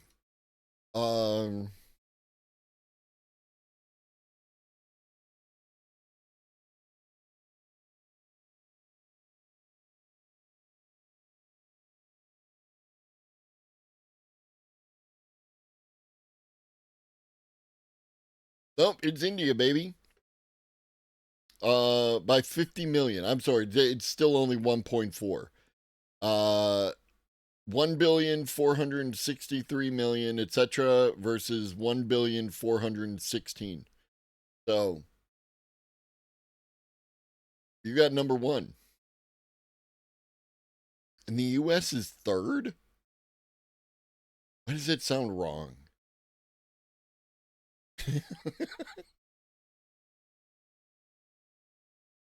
Anybody else? Does that seem wrong that we're third?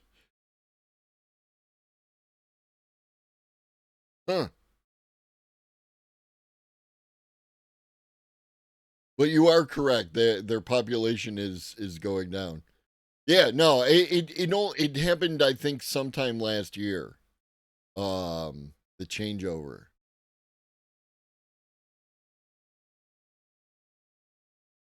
Right? Doesn't this seem like they're, you know? But yeah, no. We're number 3. We're number 3.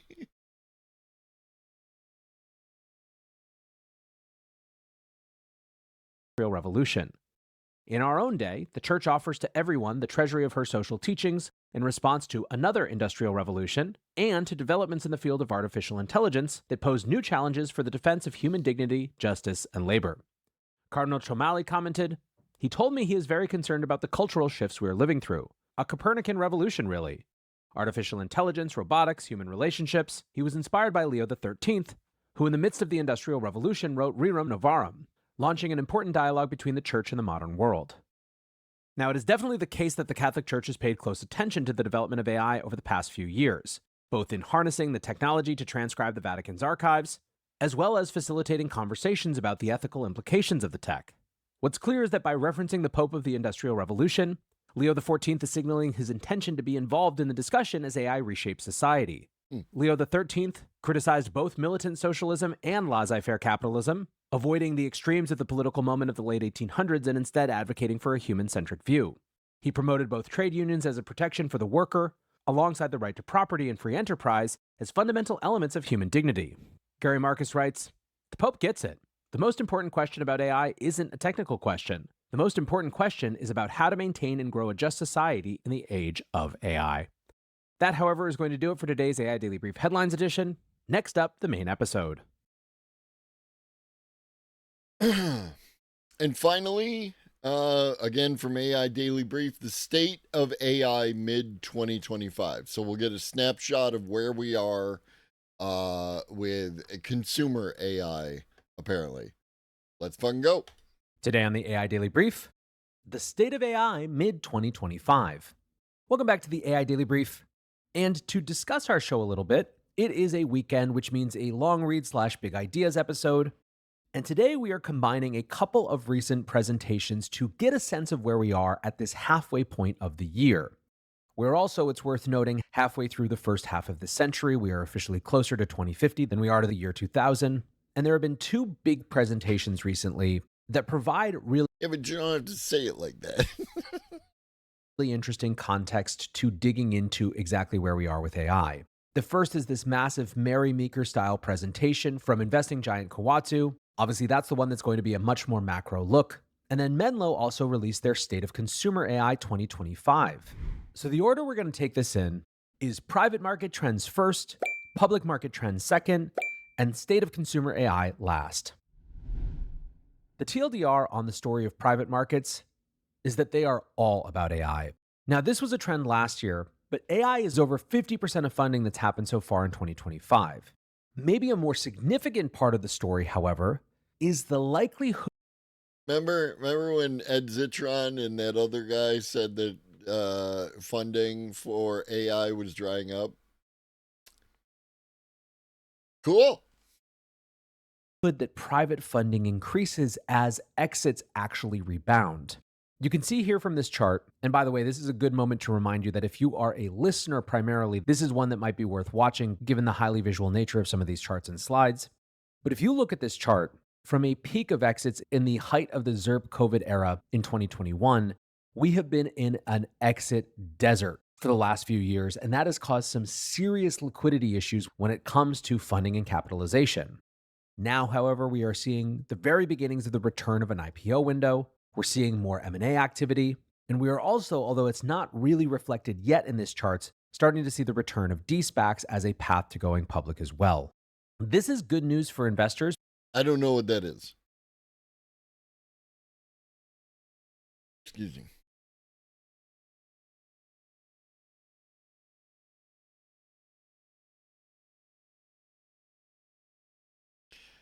A D-SPAC refers to a process where a special purpose acquisition company merges with a private company, effectively taking that private company public. It's the final stage in the SPAC life cycle, where the SPAC, having raised capital through an IPO, initial public offering, acquires a target company, and the combined entity produces a publicly traded company. So it's kind of like a merger. Right. No. I get it. I absolutely get it. Right. So you have IPOs where a company decides to go public. This is what they mean. And they are going to sell a certain amount of stock. That's an IPO. M&A was the other one.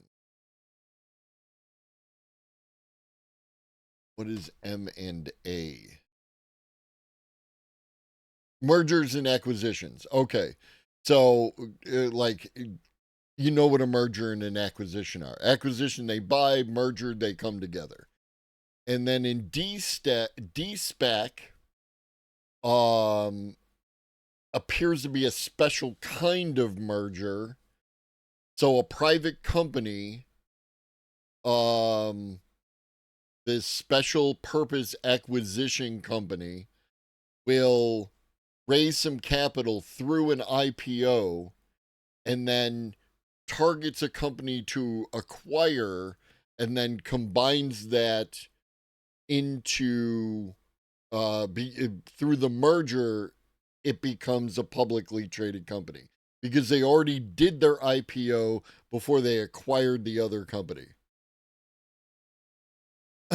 With old company, sometimes there's like buyouts of like the existing stock. Sometimes there's like the old stock becomes new stock. There's a whole bunch of different finagling financial bullshit you can get into. It's not my area of expertise. I touched on this working for a stockbroking firm as a cold caller for a summer. That was a neat job. I learned a lot of fucking pretty sure I also might have been working for some guys who might not have been completely on the up and up. There were the guys in the back, and we weren't allowed to talk to them. So yeah.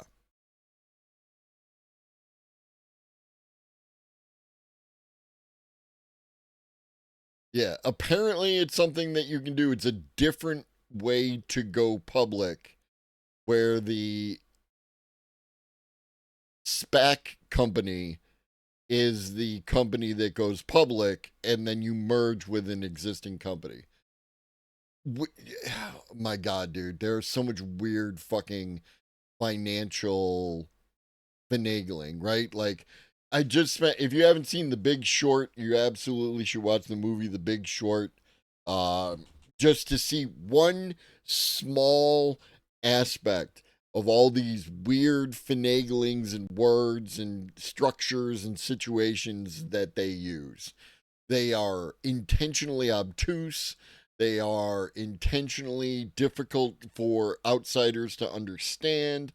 They are intentionally difficult to trace back who's responsible for what. It's all about that money. They do that to give the investors quicker returns, as the stock price will inevitably go up to when they acquire the company. Yeah, that would make sense. It's always about the money, baby. Because these companies are growing incredibly quickly. The example that Kawatu gives is Anthropic. It took that company around 21 months to go from 0 to $1 billion in annualized revenue. Then it took 3 months to go from $1 billion to $2 billion. 2 months to go from $2 billion to $3 billion. And actually, this slide is out of date because it only took an additional month to go from $3 billion to $4 billion. Now, this is, of course, an extremely notable example because of the rise of AI coding and coding assistants that are so... And this is annualized revenue. right? This is the revenues that they're making. That again, a lot of people are saying that they're not making. They went from saying they don't have a path to revenue to they don't have a path to profitability. They went from saying they didn't have any revenue to saying they don't have enough revenue, right? You can watch when these when these when these people talking about these companies take these steps back, right? They rephrase. Yeah, those sounds are all new. Like I don't know. The only reason I know any of this crap is from what I heard my parents and later read on the interwebs. My dad was an accountant, so he knew the convoluted BS of the finance world. Absolutely. Absolutely.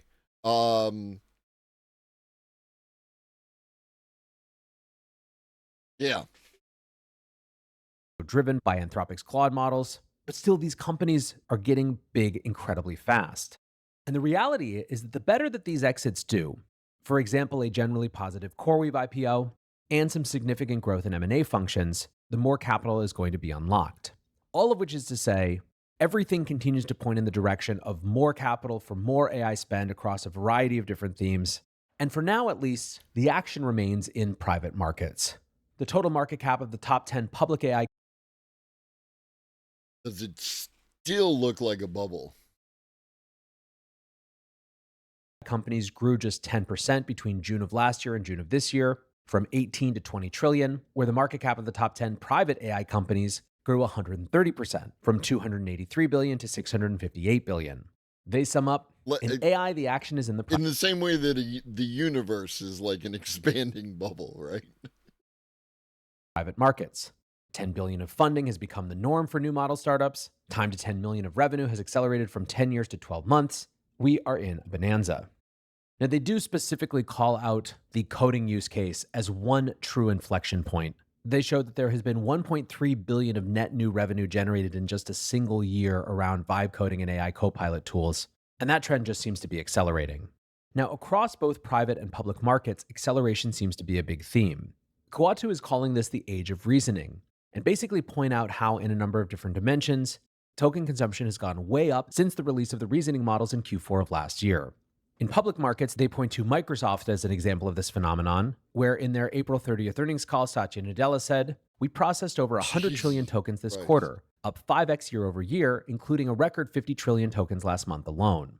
Another example of this massive growth post-reasoning models is the share of US businesses with paid subscriptions to AI, according to RAMP estimates, which jumped from a little over 20. And again, the people, they come and they say so confidently that like no businesses are buying AI. They're not using it. They're not doing anything with it.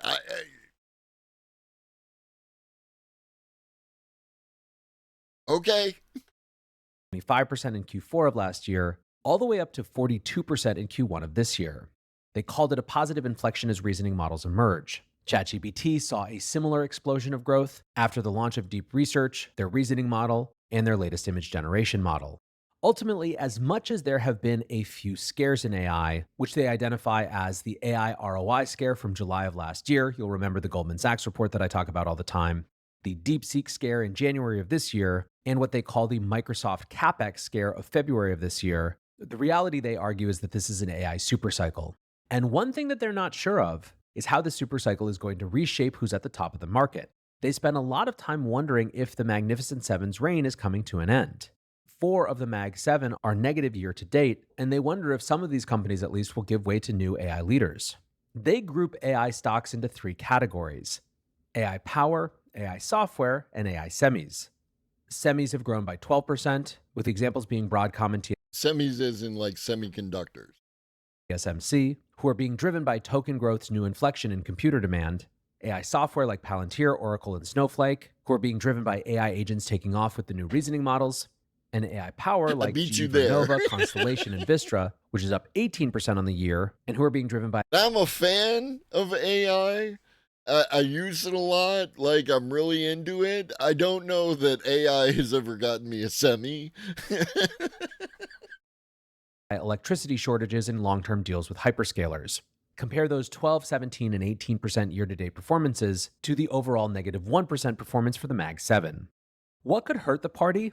They identify 3 risks: the market being too expensive, tariffs leading to the end of U.S. exceptionalism, and ballooning deficits. However, they point out that there is a difference between a crisis and a correction, and that right now there are a lot of tailwinds.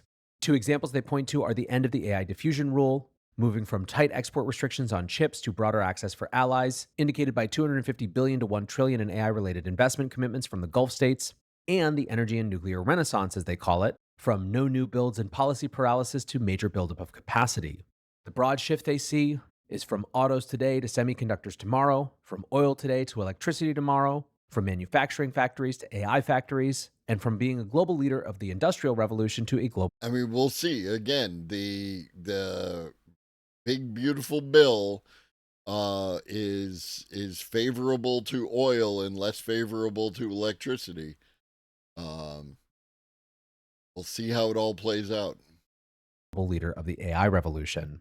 Ultimately, they believe that we could see a virtuous flywheel set off by AI. AI-led productivity gains turn into lower unit labor costs, turn into lower inflation, lower interest rates, higher GDP growth, and that leads to higher tax receipts, lower debt to GDP ratio, ultimately circulating in a productivity deficit cycle that could redefine the economy in a positive way. The big impacts from AI on the economy they see is AI's productivity gains translating into higher GDP growth, increased revenues from incremental GDP, turning into faster growing revenues from capital gains, with the key output of all of this being a better debt to GDP ratio. Ultimately, this is a very optimistic look at how AI is going to impact not only public markets, but government receipts. And if you want to dig in at all, especially around one controversial, or at least very highly discussable piece of the story, their last slide is called the Coatue Fantastic 40, and it's their list of companies that they anticipate being at the top of the public market charts in the year 2030. The only notable one is OpenAI at a $1.6 trillion market cap as the 9th biggest company in the world. My guess is that Sam Altman is certainly going for something a little bit bigger than that.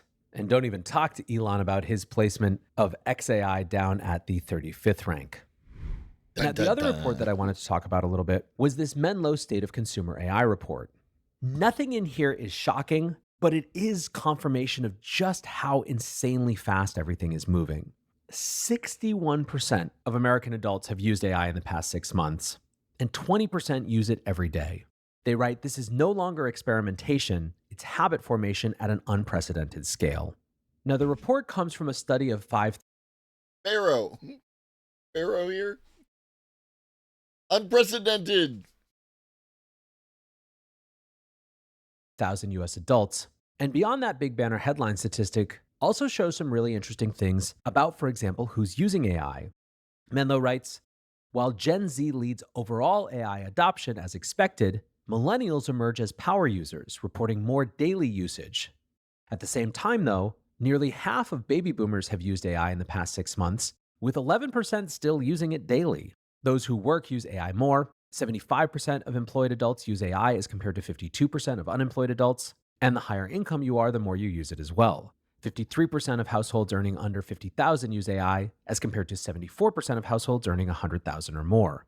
85% of students 18 and older reported using AI, and 15% of students are liars. One of the unexpected findings about users they had was that parents are liars. 85% of students 18 and older reported using AI, and 15% of students are liars. One of the unexpected findings about users they had was that parents are power users. While 54% of non-parents have used AI, 79% of parents have. 29% report using AI every day, which is almost twice the rate of non-parents. And 34% of them are using it to manage childcare. This resonates because one of the most common gateway experiences that I've seen over the last 2 years is parents who do something with AI vis-a-vis their kids.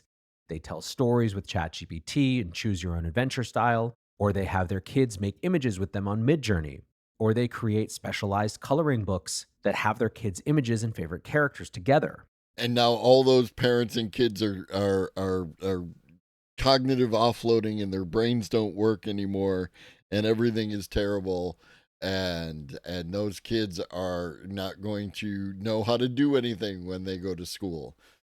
Or again, so very confident people have told me. These really capture the wonder and joy and capital F fun of AI in a way that some of the work cases don't, and then translate to people experimenting with other more practical use cases in other parts of their life as well. When it comes to which tools they use, there are really two parts of the story: convenience and first mover advantage. ChatGPT has name recognition, representing 28% of the total general AI assistant usage among adults. And then after that, it's all about what's in your face and what you're already using. Gemini had 23%, Meta had 18%, Alexa had 18%, and even awful Siri had 16%. And what are people using AI for? I will caveat that this is maybe the least consistent question if you look across all AI studies. Harvard reported a bunch of use cases that look totally different from some other use case reports, so you have to take all of these with a big grain of salt. However, the top 10 most common ways that people use AI in everyday life were writing emails, researching topics of interest, managing to-do lists, general writing support, meal planning, managing expenses, taking and organizing notes, creating images, researching purchases, and researching health questions. All of those had between 14% and 19% of US adults using them for that purpose. Now, while in general, AI saw the highest penetration where it fit into activities that people were already doing, the biggest example of where AI is opening up behavior that wasn't there before seems to be in vibe coding. They found 47% of respondents applying AI to coding for work or school, and 41%. Well, I'm sorry for any part this channel has contributed into your cranial collapse there, Hydran. I'm sorry you will never complete your book, and you and all those around you are just feeling the sucking noise of all the mental capacity just disappearing through you into the AI. Using it for personal projects. Menlo concludes, much like photo editing or slide design before it, AI-assisted coding is becoming foundational digital literacy. Now, if this is all about the people who have adopted AI, what about the 39% of Americans who aren't using it? I have become too weak from the technology, and I cannot even hold it. And now I have the plague. Common answer is the simplest. What up, X1011? 80% say that they prefer people over AI. 71% say they're worried about data privacy. 63% just don't see a need. 58% don't trust AI information. 48% said they don't know how to use AI. 40% said that they think it's biased, which is another version of not trusting it. And 27% said that they lack access to tools. So what do they think happens next? Their first prediction is a second wave moving from generalized to specialized tools. Basically, now that nearly 2/3 of Americans are using AI, but it's mostly still in the realm of ChatGPT and generalized assistants like that, there may be room now for more specialized tools that expand and get into specific use case opportunities. Like enterprises, they anticipate we move from assistants to full automation and agentic workflows. They think that we're likely to see some multiplayer modes that integrate social experiences with AI. Menlo is guessing that voice AI is going to be a much bigger part of the ecosystem, and that physical AI will enter the home. Just like the experimentation we're seeing in the enterprise, revenue models are likely to diversify beyond subscriptions as well. To me, this report, I think, is extremely confirming of what many of our expectations would be, but in some ways with even higher numbers than you might expect. It wasn't very long ago that we were talking about how AI was the fastest growing technology ever, because it had only taken it 2 years to go from 0 to 40% penetration of US households. We've grown another 50% then, all the way up to over 60% penetration, and there are no signs that this is slowing down. So friends, that is going to do it for our mid-year recap of where we are with AI. Hope you enjoyed this episode, and until next time, peace. Peace. All right. We're going to take a breather. We're going to take a break from the AI news. The other day, we talked about Logan's Run. And so we're gonna watch a little video from Damien about Logan's Run and why it should get a reboot.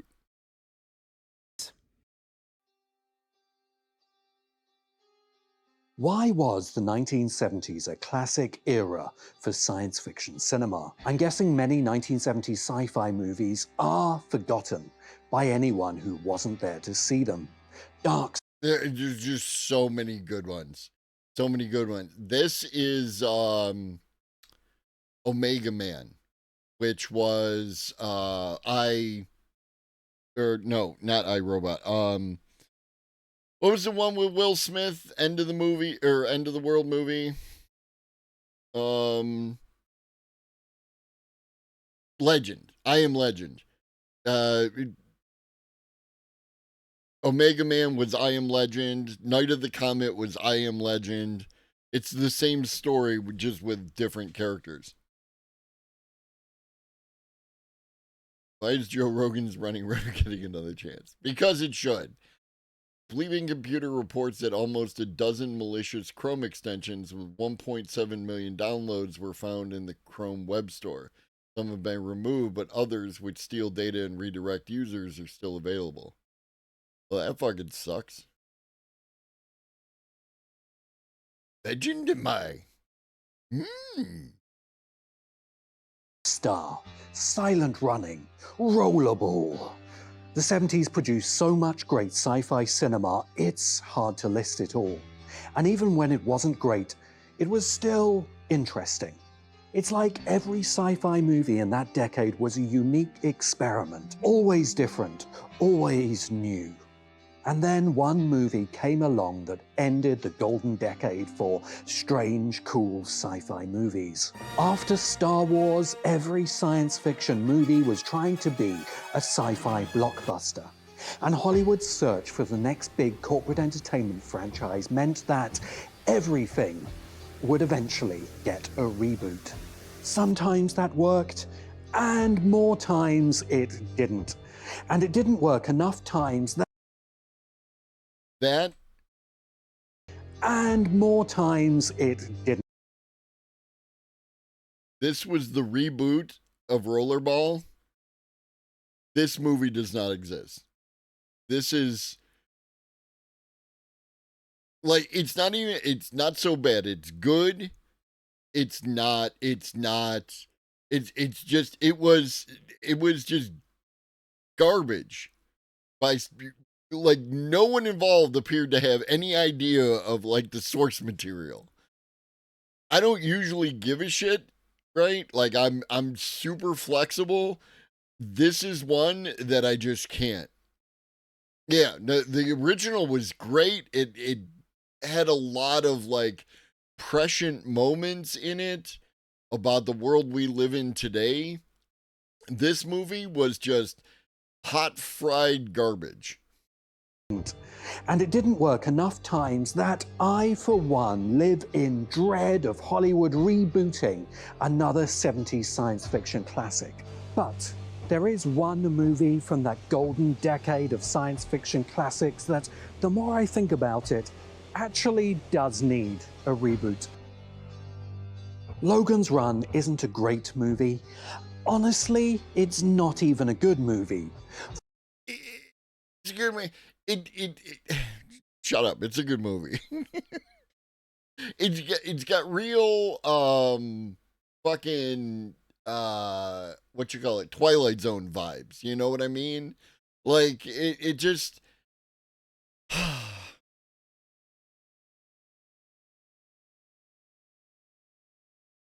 You sure about that? You sure about that, Senator? From its questionable special effects work, note to new SFX folks, building a 1/32 scale model and just filming it with a regular camera will look exactly like that's what you did. To Michael York's utterly convincing performance of a handsome plank of wood. It would be fair to call Logan's Run a bit cheesy, but it's also a movie that anyone who has seen it will remember forever.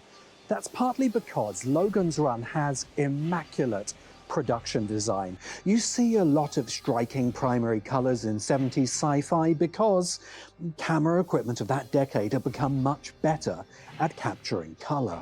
It's easy to forget that the 1970s are as close in time to Fritz Lang's Metropolis, 1927, as to Denis Villeneuve's Dune Part 2, 2023.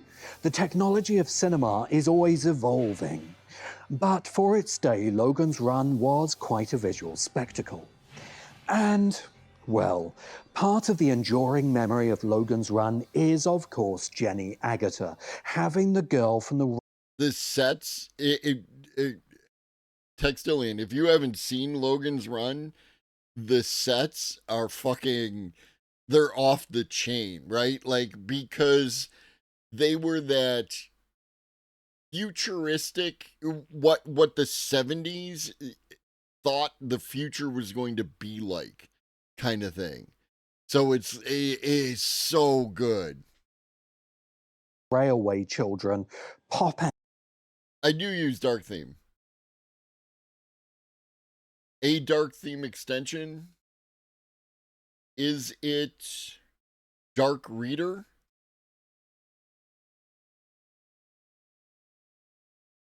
Where's your list?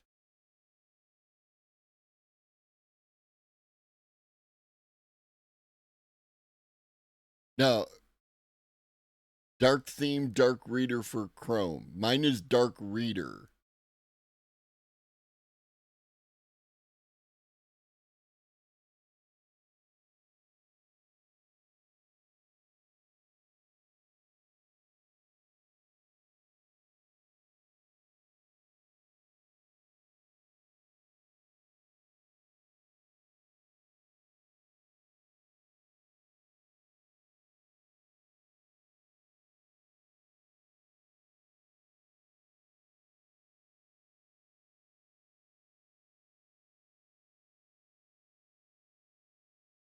I don't know, man.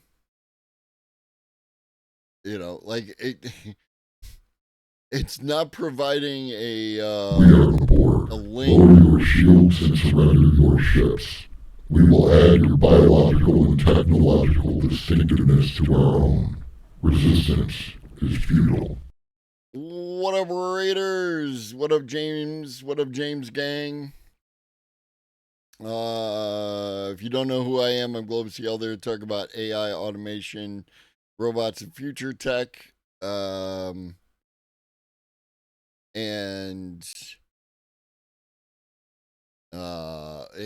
stuff like that there. We're currently watching a video about Logan's Run, if you're familiar with Logan's Run. And we were trying to figure out if the Chrome extension I have that's Dark Reader is this dark theme, and I don't think it is, because it's just Dark Reader.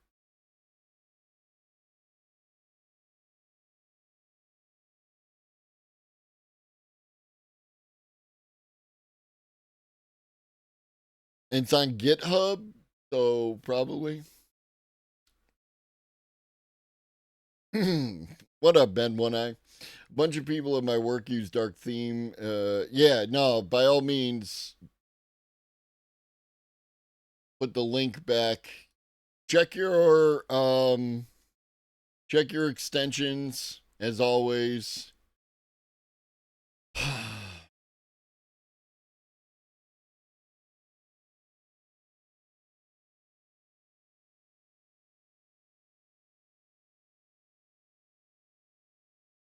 Yeah. This is why we can't have nice things. All right, we're watching a... What up, Johnny Prophet? Johnny, I'm going to tell you something in the interest of pure honesty. We watched a video yesterday wherein the person in the video was using stakes as a unit of measurement for how much power. No, it's important, Michael. You did a good job. You did a good thing. Is it like how many stakes does generating an AI image versus an AI video generate? And they were cooking their steaks on an electric grill. And the first steak they cooked was steamed.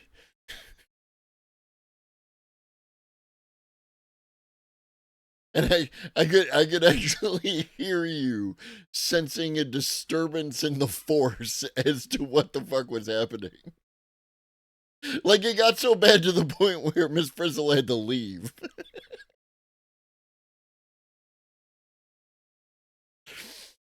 Logan's Run.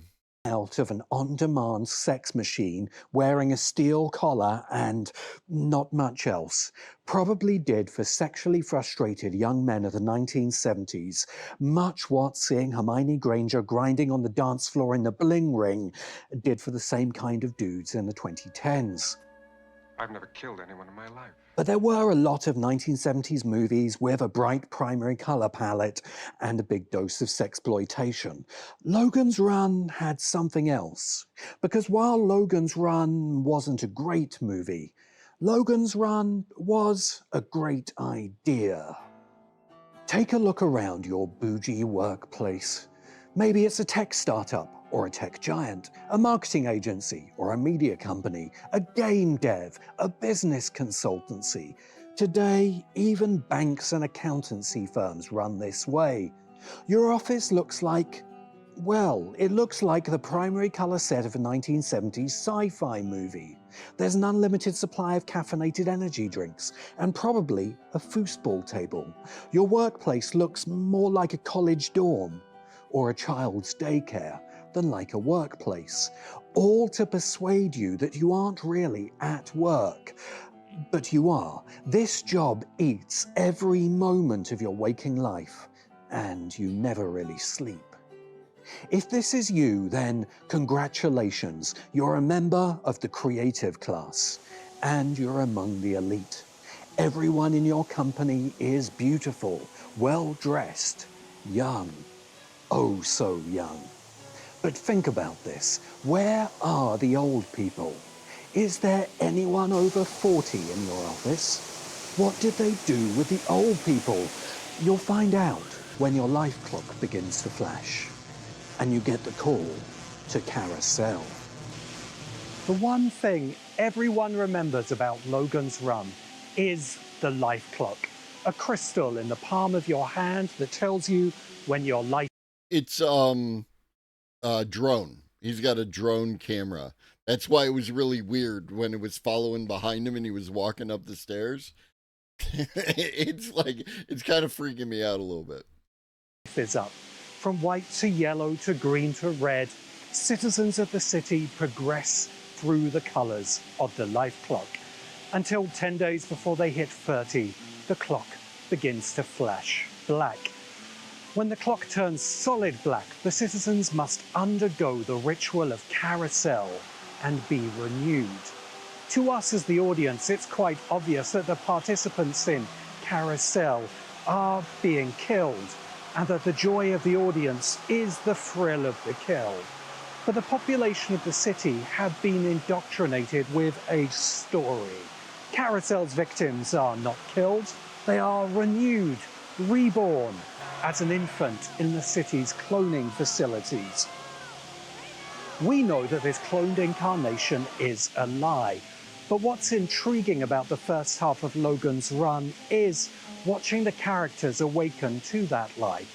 Michael York even manages to twist some emotion from his handsomely wooden features as Logan 3 progresses through from full believer. This is Damien Walter.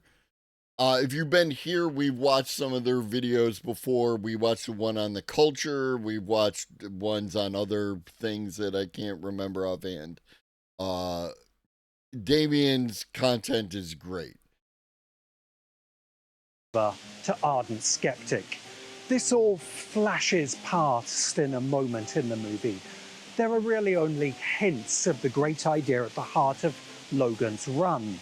That while the population of the city are physically constrained within hermetically sealed domes and violently oppressed by the Sandman's secret police, what really keeps the population controlled is a mental prison, a story, or a mythos. But that's why Logan's Run is a not great movie about a great idea. Logan's Run is set in humanity's near future, but it's more an echo of our early history. Think of the hermetically sealed dome city with its pyramid buildings as a sci-fi reimagining of the early human city-states. Uruk, Ur, and Babylon in Mesopotamia, Tenochtitlan, Tikal, and many more in Mesoamerica, Erlitou and Anyang in ancient China. Early human cities in these 3 distant locations with no way to communicate were all remarkably similar.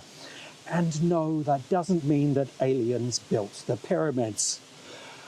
It means that if you have lots of stone and ample manpower, but no knowledge of engineering, the biggest and most impressive structure you can build is always a pyramid. And if you're the ruling elite of a city-state of a few tens of thousands of humans, the best way to keep your citizenry under tight control is always a mythos. It's crazy. He could have renewed on Carousel. Now he's finished forever. These city-states were hermetically sealed, not by a dome, but by geographic distance and language. The population of the city and the surrounding farmlands were under the complete control of their elite, their kings and priests. As with the Sandman in Logan's Run, that control was enforced with lethal violence, but also by the control of ideas. These cities always had a mythos, a shared story about the city's founding, its heroes and gods, and beliefs about how the world was created and what came after death. Humans rarely made it to their 40th birthday, so the elites cultivated beliefs that kept the masses calm in the face of inevitable death. A heaven above, an underworld of the dead, a cycle of reincarnation, rebirth, and renewal. Carousel is the kind of ritual that humans have played out time and again over many thousands of years.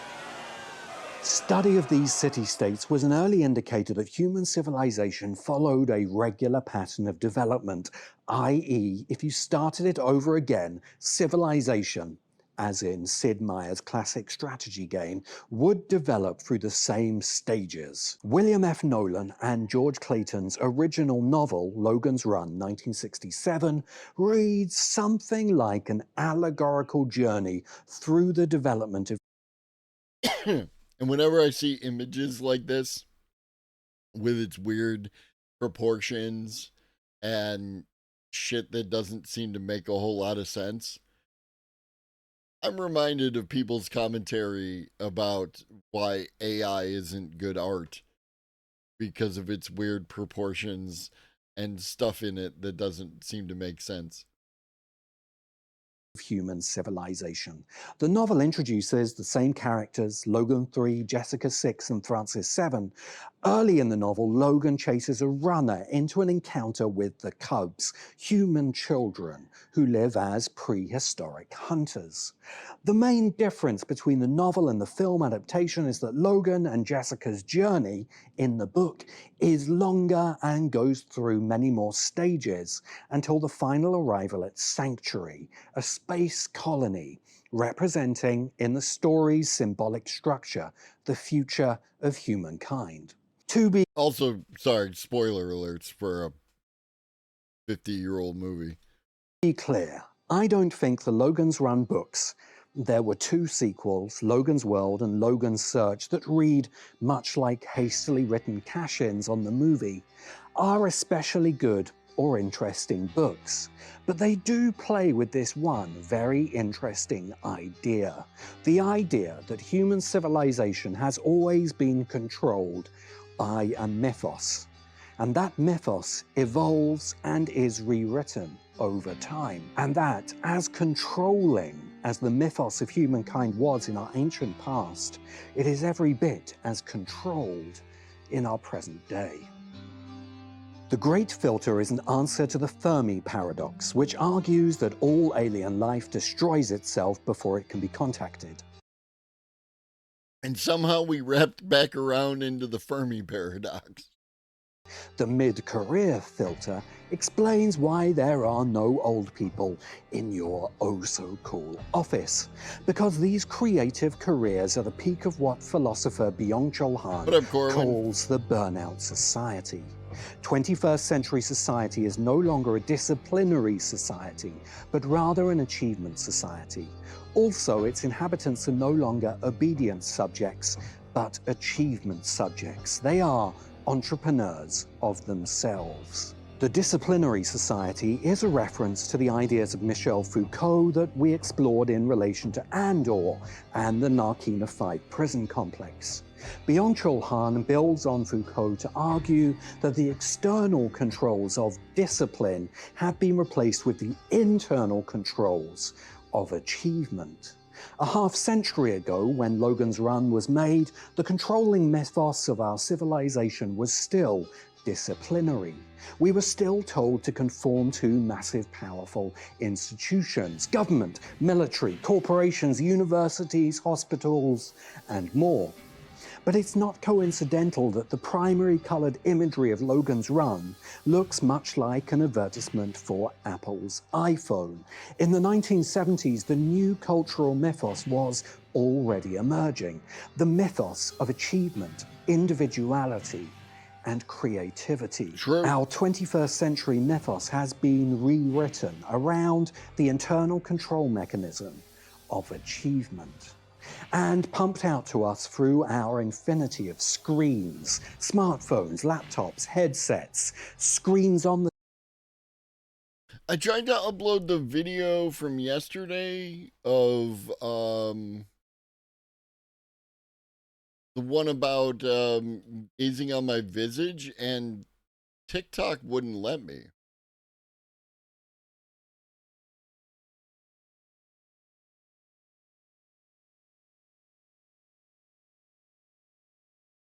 Whenever I see images like this with its weird proportions and shit that doesn't seem to make a whole lot of sense, I'm reminded of people's commentary about why AI isn't good art because of its weird proportions and stuff in it that doesn't seem to make sense.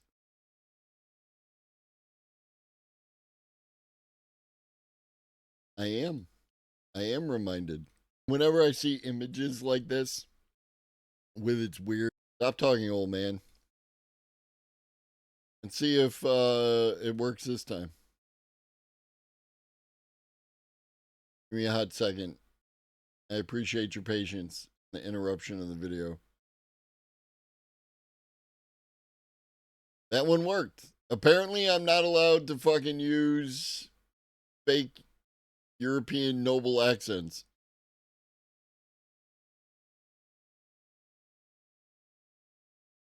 Yeah, I'll check it out later after the fact, and I'll try it then. I was just disappointed.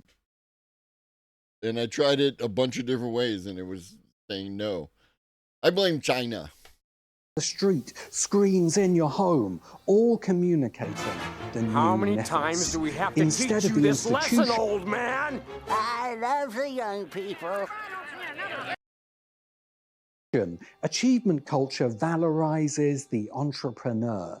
Found your startup, find your side hustle, develop your brand. Your achievements are constantly rated on social media. Your holiday is now a chance to score likes. Your work is a way to link to the next tier of influence. And at the peak of achievement culture is the creator. Master your MP3s, edit your video essays, boost your content to please the all-powerful algorithm. The divine reward of an afterlife or reincarnation is replaced with the imminent reward of a new you, a you who exists on the other side of the great achievement, happier, fitter, more productive, renewed. But the inevitable outcome of achievement culture is not the imminent reward of renewal, but the real condition of burnout. As the psychological and physiological pressures become overwhelming, by our late 20s or early 30s, the burnout rate begins to rocket. And any who cling on into their 40s are eventually purged out of the system by the few old people you will find in the creative economy, the managers and partners, the business owners who police the young creatives like the Sandmen police the citizens of the city in Logan's Run. There's a reboot of Logan's Run that needs to happen, which isn't set in a near-future domed city, but a science fiction story set right in the here and now of the 21st century, about the 21st century mythos of achievement and the reality of burnout culture. Or almost in the here and now, in a hyper-real edition of our reality, with a sneaking paranoid suspicion that our reality is more than it seems, and the story of the runners who hit burnout and go searching for something they can never have. Peter Ustinov is the other thing that everyone remembers about Logan's Run. Burnout culture preys on the young. Without experience, the allures of hedonism, the promise of material wealth, and the imminent reward of a new you weave a complex trap. Old age, sickness, and death itself are only represented in the 21st century mythos as a vision of terror, perform well enough in achievement culture, and perhaps you can accrue enough material wealth to hold off old age forever. It's no small coincidence that those who have won the game of achievement are most obsessed with immortality. So this image of an old human surrounded by books of wisdom, babbling cat poetry, speaks to us as it speaks to the citizens of the city, that to escape burnout, the direction we must run towards is not away from our mortality, but towards it.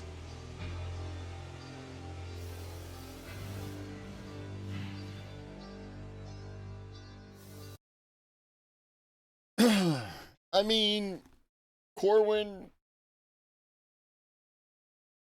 we can do a lot of things, and we often do.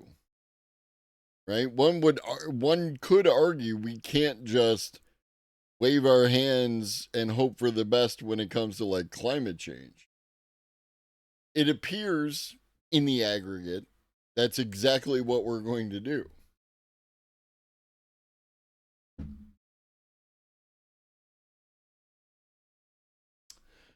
Up next, new Kelly Bosch.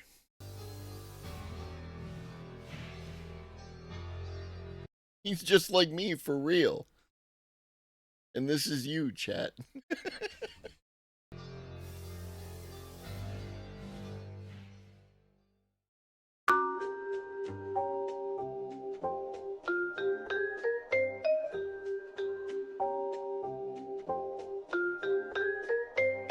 Yeah, it's that breeze on the corner tip.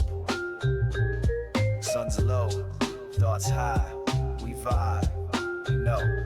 Sip slow from the cosmos, sweet like a mango. Laced in linen, sipping rhythms through the banjo. Slide like jazz on a subway track, with a thought so slick, it don't bounce back. Umbrellas in the sidewalk, drinks. Dreams got gears, yo, they twist and clink. We the tribe in the static of your stereo hum. Snapping fingers where the cool cats come. We cool like what? Like vinyl in the crate. Cool like what? Like fake showing up late. Cool like what? Like truth in a rhyme. Cool like what? Like the beat when it climb. We cool like what? Like vinyl in the crate.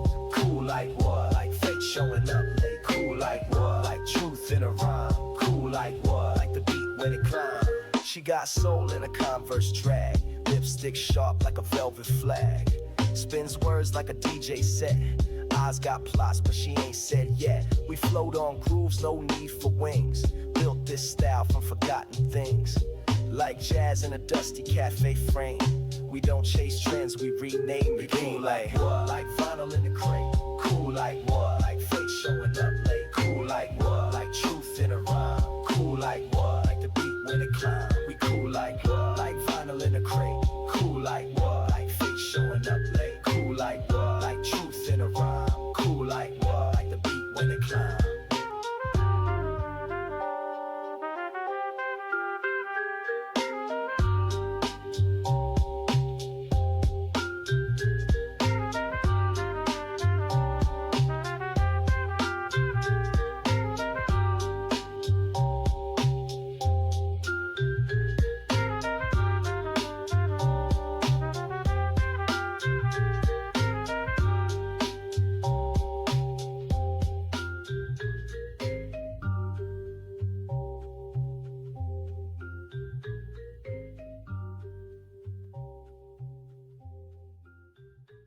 I like that one. I thought that the cool, like, what, vinyl in the crate, like, that was good. Like, I enjoyed that. I also thought that the video was cool, again, because it had a departure from like a one-to-one representation of reality, which I think is a great place at this point in time to continue to use the AI art, because it doesn't, what would be a mistake elsewhere just flows into it. Up next is a new short film using VO3. It's a film trailer for a film that may or may not ever exist, called Digital Twin.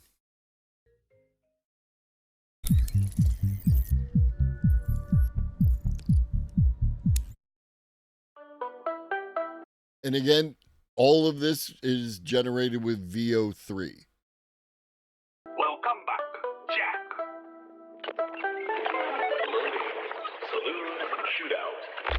Hi, Jack. You look hot today. Draw.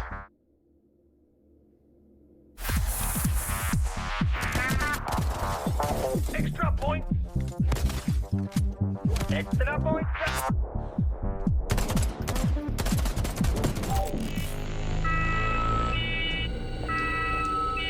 This is your only warning, Jack. Unplug for good.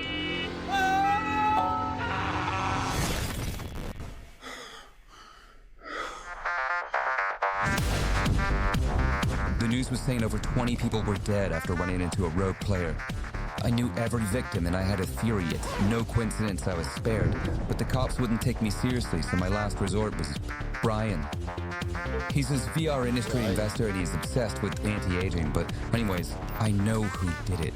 In school, this kid, he got bullied. I think I was his only friend, and every single person who died in synthetic life had wronged him.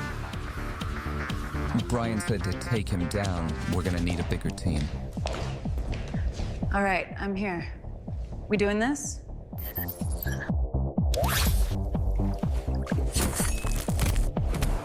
But it turns out, surprise, surprise, the cops weren't helping me because they were protecting something.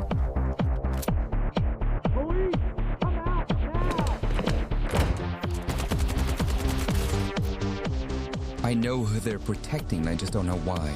So I guess it's down to me to stop him.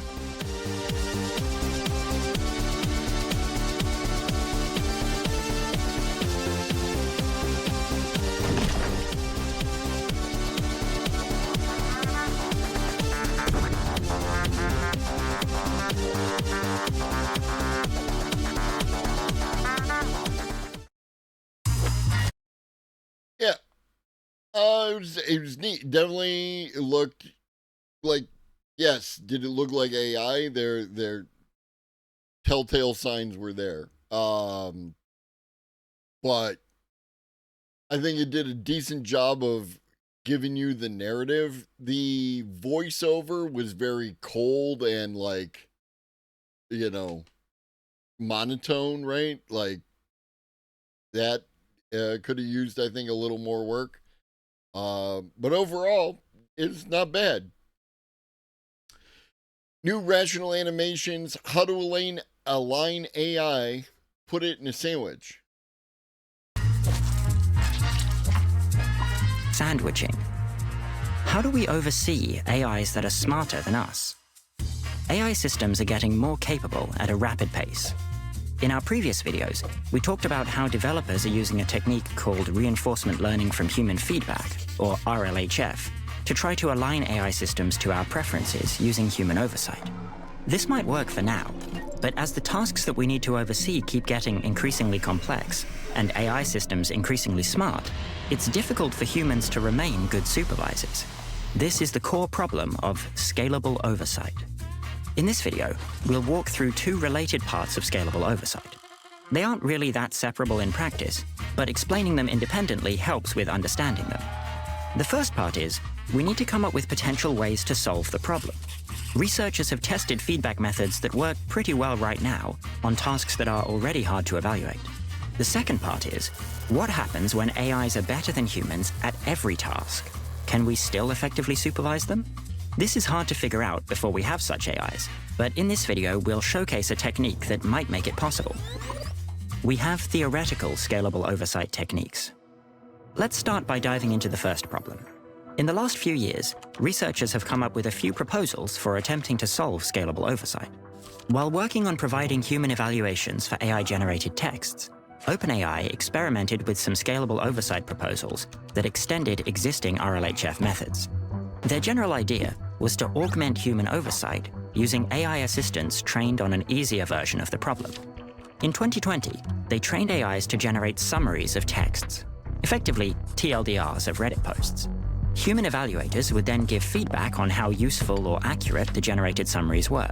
These summaries were still relatively easy to evaluate because, if needed, it was feasible for an evaluator to just read the entire original text and check the accuracy of the summary.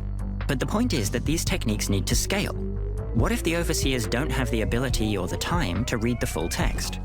To make progress on this problem, in 2021, OpenAI used language models to break longer texts, like entire books, into smaller sections. As an example, the original full text of Shakespeare's Romeo and Juliet is 25,000 words. So first, they used an LLM to summarize it into 5,000 words, split into 72 sections. Then, these section summaries were summarized again into 7 summaries of a total of roughly 700 words. These were further summarized into a final paragraph of about 100 words. Having access to these chains of summaries made evaluation a lot easier, because now the humans could evaluate smaller section summaries instead of reading entire books. It's kind of like how teachers often ask you to show the steps of your calculations to see if you're thinking about the problem correctly. Intermediate summaries let the evaluators see more of the process. If the summarization goes off track, they can see where that happened. This is progress, but even needing to read shorter summaries of books can be time-consuming. So the next year, in 2022, OpenAI developed a model. There's actually a bunch of the beginnings of that right now.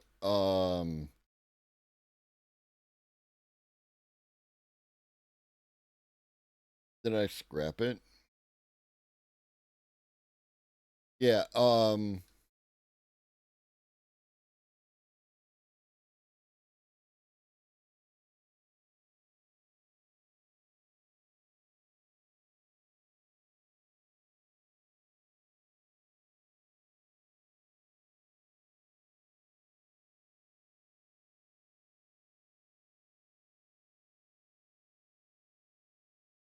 this video is about exactly that. Runways, game worlds.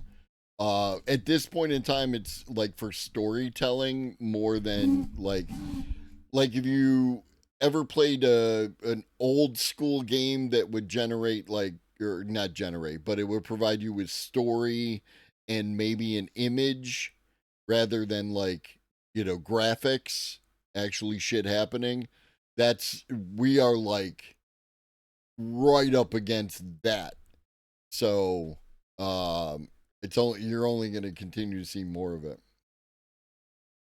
Okay, I was gonna drink a water. Oh, really? Listen how much water I drank. Wow, that's really cool, dude. Yeah. Yeah, okay. What up, Van Briggs? That could critique summaries generated by other models. When humans were shown these critiques during their evaluation process, they were able to find about 50% more flaws than they would have otherwise. This decreased the load on human evaluators, while also increasing quality by highlighting potential errors for humans to pay. No more complaints than usual. And since I have everybody here now, or like most of you, I finally got the call. I am starting the new job on this Sunday. So the schedule as it's currently writ of Monday, Tuesday, 1 p.m. to 5 p.m., and Friday, Saturday, 9 a.m. to noon, all times Eastern. That is going to be the new schedule starting next week. Locked in. So, extra attention to. Using this kind of approach, the AIs don't just assist humans by breaking down tasks, they can also help keep other AIs in line. These are all concrete experiments in oversight that can be seen as extensions of RLHF, but they're all just about text generation. Researchers have also proposed other, broader scalable oversight techniques that use similar ideas. The AIs either act as assistants to humans or as adversaries to other AIs, keeping them in check. One example is called AI safety via debate. Think of this technique as expert witnesses arguing to convince a jury. The AI models are experts, and the human evaluator is the jury. Separate versions of the AI propose solutions to some problem, and then engage in a debate. They can either defend their proposed solution, or try to find logical holes, factual flaws, or other ways that the opposing AI's solution might fail. Meanwhile, a human evaluator watches this debate and chooses the most convincing solution. If, as we'd hope, being correct gives you an advantage in a debate, then even if the AIs have a more advanced understanding of the overall problem than humans do, we may... When they're talking about debate, they're talking about debate, real debate, not Twitch bullshit. In which case, being right doesn't matter at all, and it's how hard and how fast you can dunk on other people. May still be able to judge which... And thank you, everyone, for your congrats. AI has the better argument. Besides the ones that we just mentioned, there are a whole range of other proposed solutions to scalable oversight, like recursive reward modeling, or iterated distillation and amplification. Some of these methods are quite closely related, with recursive reward modeling and debate being special cases of iterated distillation. If you're interested in the details, you can learn more about some of these at the Rob Miles AI Safety channel. That's me, by the way, I'm Rob Miles. I narrate for Rational Animations, and I also have my own AI Safety channel, link in the description. Despite researchers having a few proposed techniques that look promising, there's still one problem. Our goal is to use these techniques on AIs which might be more capable than every single human expert. Can we really trust that the same techniques we use to train somewhat aligned book summarizers and chatbots today will just keep working on all models in the future? Ideally, we need some way to start testing whether our techniques will continue to work when AIs will surpass humans in every domain. We can test scalable oversight techniques right now. With this problem in mind, in 2021, Ajay Kotra wrote a blog post titled "The Case for Aligning Narrowly Superhuman Models." She outlined the idea of It's internet debate, modern internet debate. Modern, like, conversation is conversation, right? I do not debate, I engage in conversation. Even at points of disagreement with people, I treat them with respect as they treat me, and we either come to a mutual understanding. One of us may change our minds, which has happened on occasion, or we just continue to agree with, ourselves. Thank you, Michael.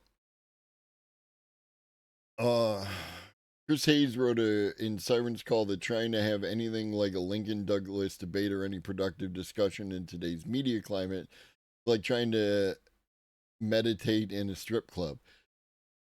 Yes. Now, people do still have debates, right? But again, they are not the ones that you usually will interact with, just given the nature of the aforementioned modern internet.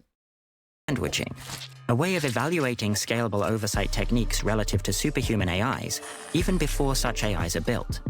She noticed that, compared to average humans, current AIs show superhuman abilities on some narrowly defined tasks. In particular, recently we've started building models that are getting better than some humans on abstract, multidimensional real-world tasks that she calls fuzzy tasks. These are tasks that don't have easily generated training signals or are hard to evaluate, like picking good stocks or giving good medical advice. Importantly, these models are not superhuman at these tasks in the same way that AlphaGo is superhuman at playing Go. AlphaGo plays Go better than any human, while GPT-4 is only capable of giving better advice or writing better stories than some humans. We still have domain-specific experts that can outperform GPT-4.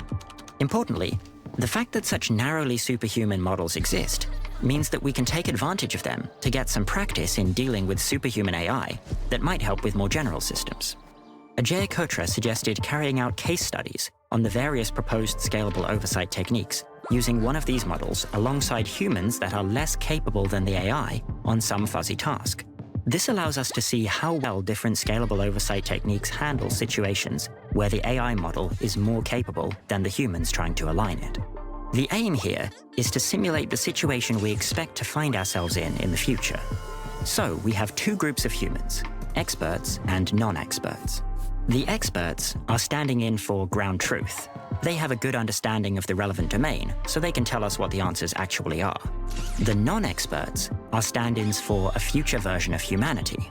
They don't have a full understanding of the domain, but they do have various tools and techniques at their disposal.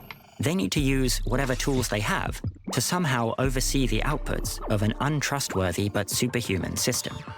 Based on whether these oversight techniques succeed or fail in these case studies, we can start iteratively tweaking them, making them stronger over time.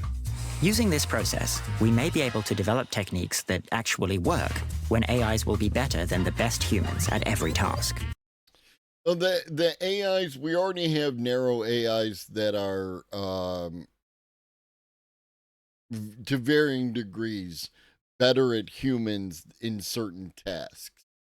And they are very specific, like trying to locate a particular type of cancer in a particular type of scan, right?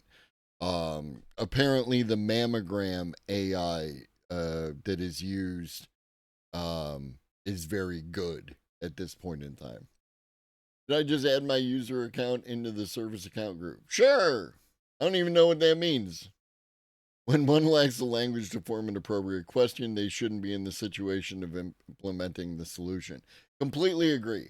I said as much in relation to like my my use of AI and in coding, right? Like close to, if not vibe coding, right? I have a very limited understanding of Python. Excuse me, and that's functionally about it at this point in time. So it's not even that I can't get the AI, or I couldn't, right? I got it to do a bunch of stuff that I wanted. It didn't do all the stuff that I wanted. And then I didn't know the questions to ask in order to get it to do the stuff that I wanted.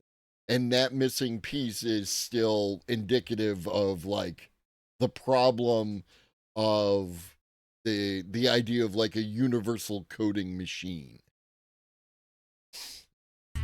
Let's imagine sandwiching in practice. To get some intuition about how sandwiching might work, let's think about one of our current models, GPT-4. Imagine that you're sick and you want to ask for some advice. GPT-4 has seen huge amounts of information from all over the internet, including a lot of medical research. It seems plausible that GPT-4 could give better health advice than a random internet user on Reddit or Facebook.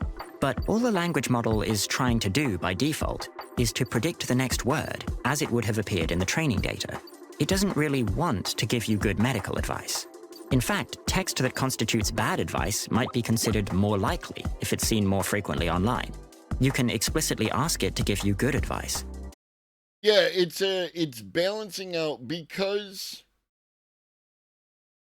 the people should be able to contribute. I think that people should be able to contribute regardless of their particular level of skill or knowledge in a particular domain. Because sometimes the whole concept of thinking outside the box needs to come from people who aren't overly committed to any particular paradigm or orthodoxy, right? But upon contribution, they need to understand where they actually exist, not in the hierarchy of, boss, etc., but in the hierarchy of this is the shit that you need to know kind of thing, right? When you tell people their contribution needs to be something other than what they expect to be doing is where the problems arise, especially when they're sideways, not below. That is always, then you get into asking ChatGPT, How can you properly word this email so that I don't get fired? But it's not really trying to follow instructions, it's trying to predict what comes next. And in the training data, a request for good advice is still often followed by bad advice. So the AI's objective of generating probable text is misaligned with the user's objective, specifically for accurate and helpful information. To try to fix this problem, suppose that we gather a group of people who don't know much about medicine. We can arm them with one of our proposed scalable oversight techniques and see how far they get in trying to make GPT-4 give useful medical advice. We can then compare performance to control groups, like GPT-4 acting alone, or unaugmented humans without any oversight techniques. The key point here is to measure how well these non-experts can get GPT-4 to give accurate advice without getting any actual medical experts involved. Basically, we want to see how well non-experts can independently take an unaligned model that is more capable than them and make it behave in a more aligned manner. We can then compare the result with the expert's judgment, or with the model aligned by the experts. In this case, we want the models to move in the direction of the accuracy and helpfulness that a qualified doctor might be able to provide. Any progress in this direction indicates some amount of success. It would constitute one data point suggesting that the oversight technique we tested might continue to work on strongly superhuman AIs. And now, a real sandwiching experiment. In a 2022 paper titled Measuring Progress on Scalable Oversight for Large Language Models, a group of researchers tested out how well sandwiching might work. In their experiment, they hired non-experts to try to solve two different types of tasks. One task was answering multiple choice questions on the Massive Multitask Language Understanding benchmark. What if the qualified doctor is wrong? There is always the potential for any particular doctor to be wrong or any particular expert to be wrong, which is why we always have to rely on things that exist in an aggregate.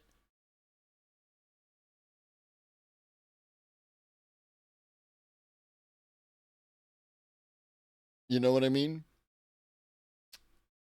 So, like,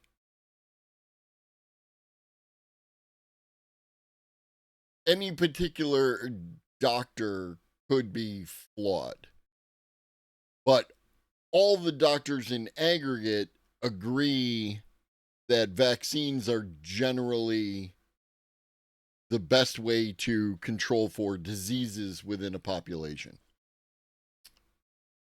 So we go with the aggregate.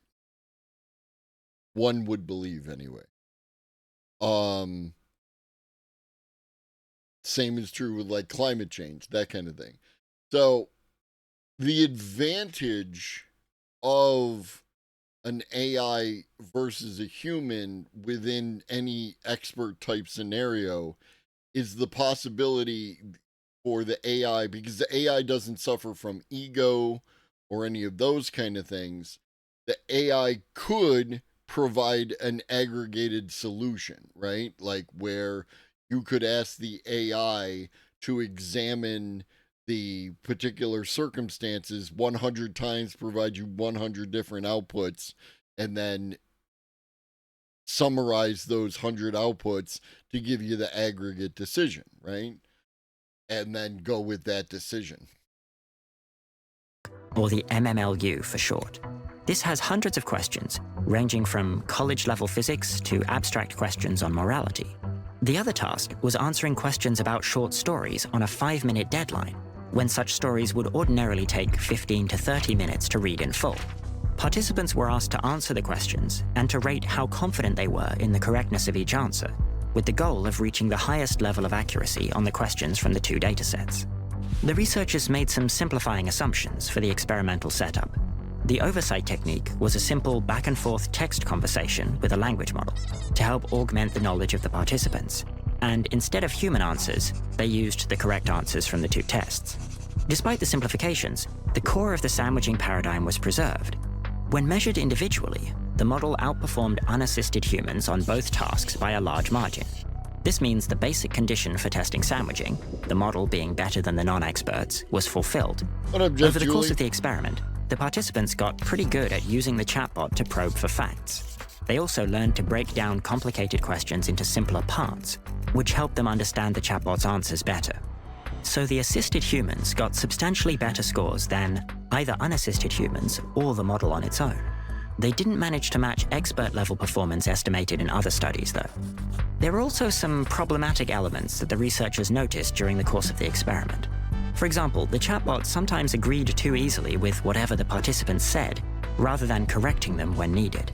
Also, since the participants had limited domain knowledge and couldn't use external sources to fact-check, they accepted false claims as long as the chatbot sounded confident and the answer seemed plausible. This made them give highly confident judgments that turned out to be wrong. Despite the problems, simplifications, and the relatively unrealistic setting of multiple-choice questions, the participants did manage to move the behavior of the model in the direction that we would want. So the researchers effectively demonstrated sandwiching with this experimental design. This paper built a baseline demonstration that future experiments could refine, for example, by letting people fine-tune the model, or implementing techniques such as debate and recursive reward modeling, or even letting the participant have access to interpretability techniques to better evaluate what the model says by looking at its internals. And sandwiching is not the only contender for ways to evaluate scalable oversight techniques.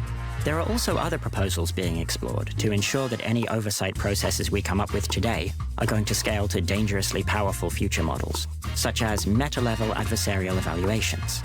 These techniques, and others like them, are helping to build an empirical science of AI safety.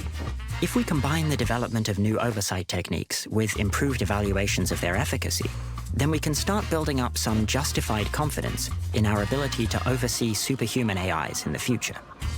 If you'd like to get involved in the science of AI safety, AIsafety.com is a hub for navigating the AI existential safety ecosystem. Rob is really pushing the AIsafety.com and the 80,000 hours. He really wants people getting into AI safety. With many resources, such as the communities list with in-person and online groups, the events and training programs tracker, lists of funding opportunities, volunteer projects, a donation guide, and lots more. It also has a curated video playlist on AI safety, featuring many of our videos. Also, you can support Rational Animations on Patreon and by buying our merch. I recognized a bunch of those videos. We have t-shirts, hoodies, yes, it is his whole thing. Stickers, notebooks, and much more.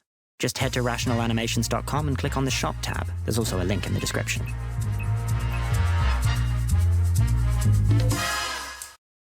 All right. That is going to be it for today. I'll be back tomorrow morning. Because again, I'm going to do as many streams as I can between now and Sunday to get y'all the good AI content. Stick around for the raid, even if you have someplace else to be. You know how this works. If you're watching on YouTube, like, subscribe, hit that bell to stay notified.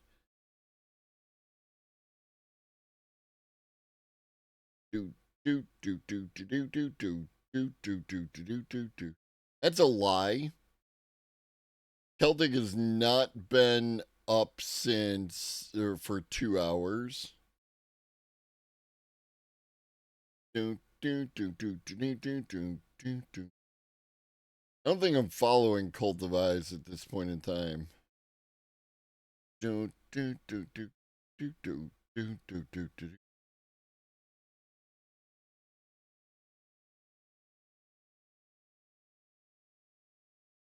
I'm thinking Peacefire.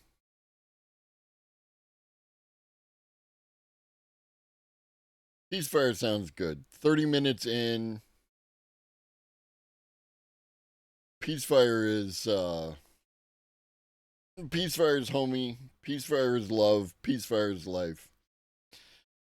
Yeah, I'll be back tomorrow morning. Figure like 9 a.m. And then I'll be there to rage into James if you're part of the James gang. Make sure you're hydrating. Enjoy the rest of your day, which is already in progress. And in the meantime, drink your water, eat some food, take your meds if you forgot, and always remember that Shoggy loves you. So do I. Be great.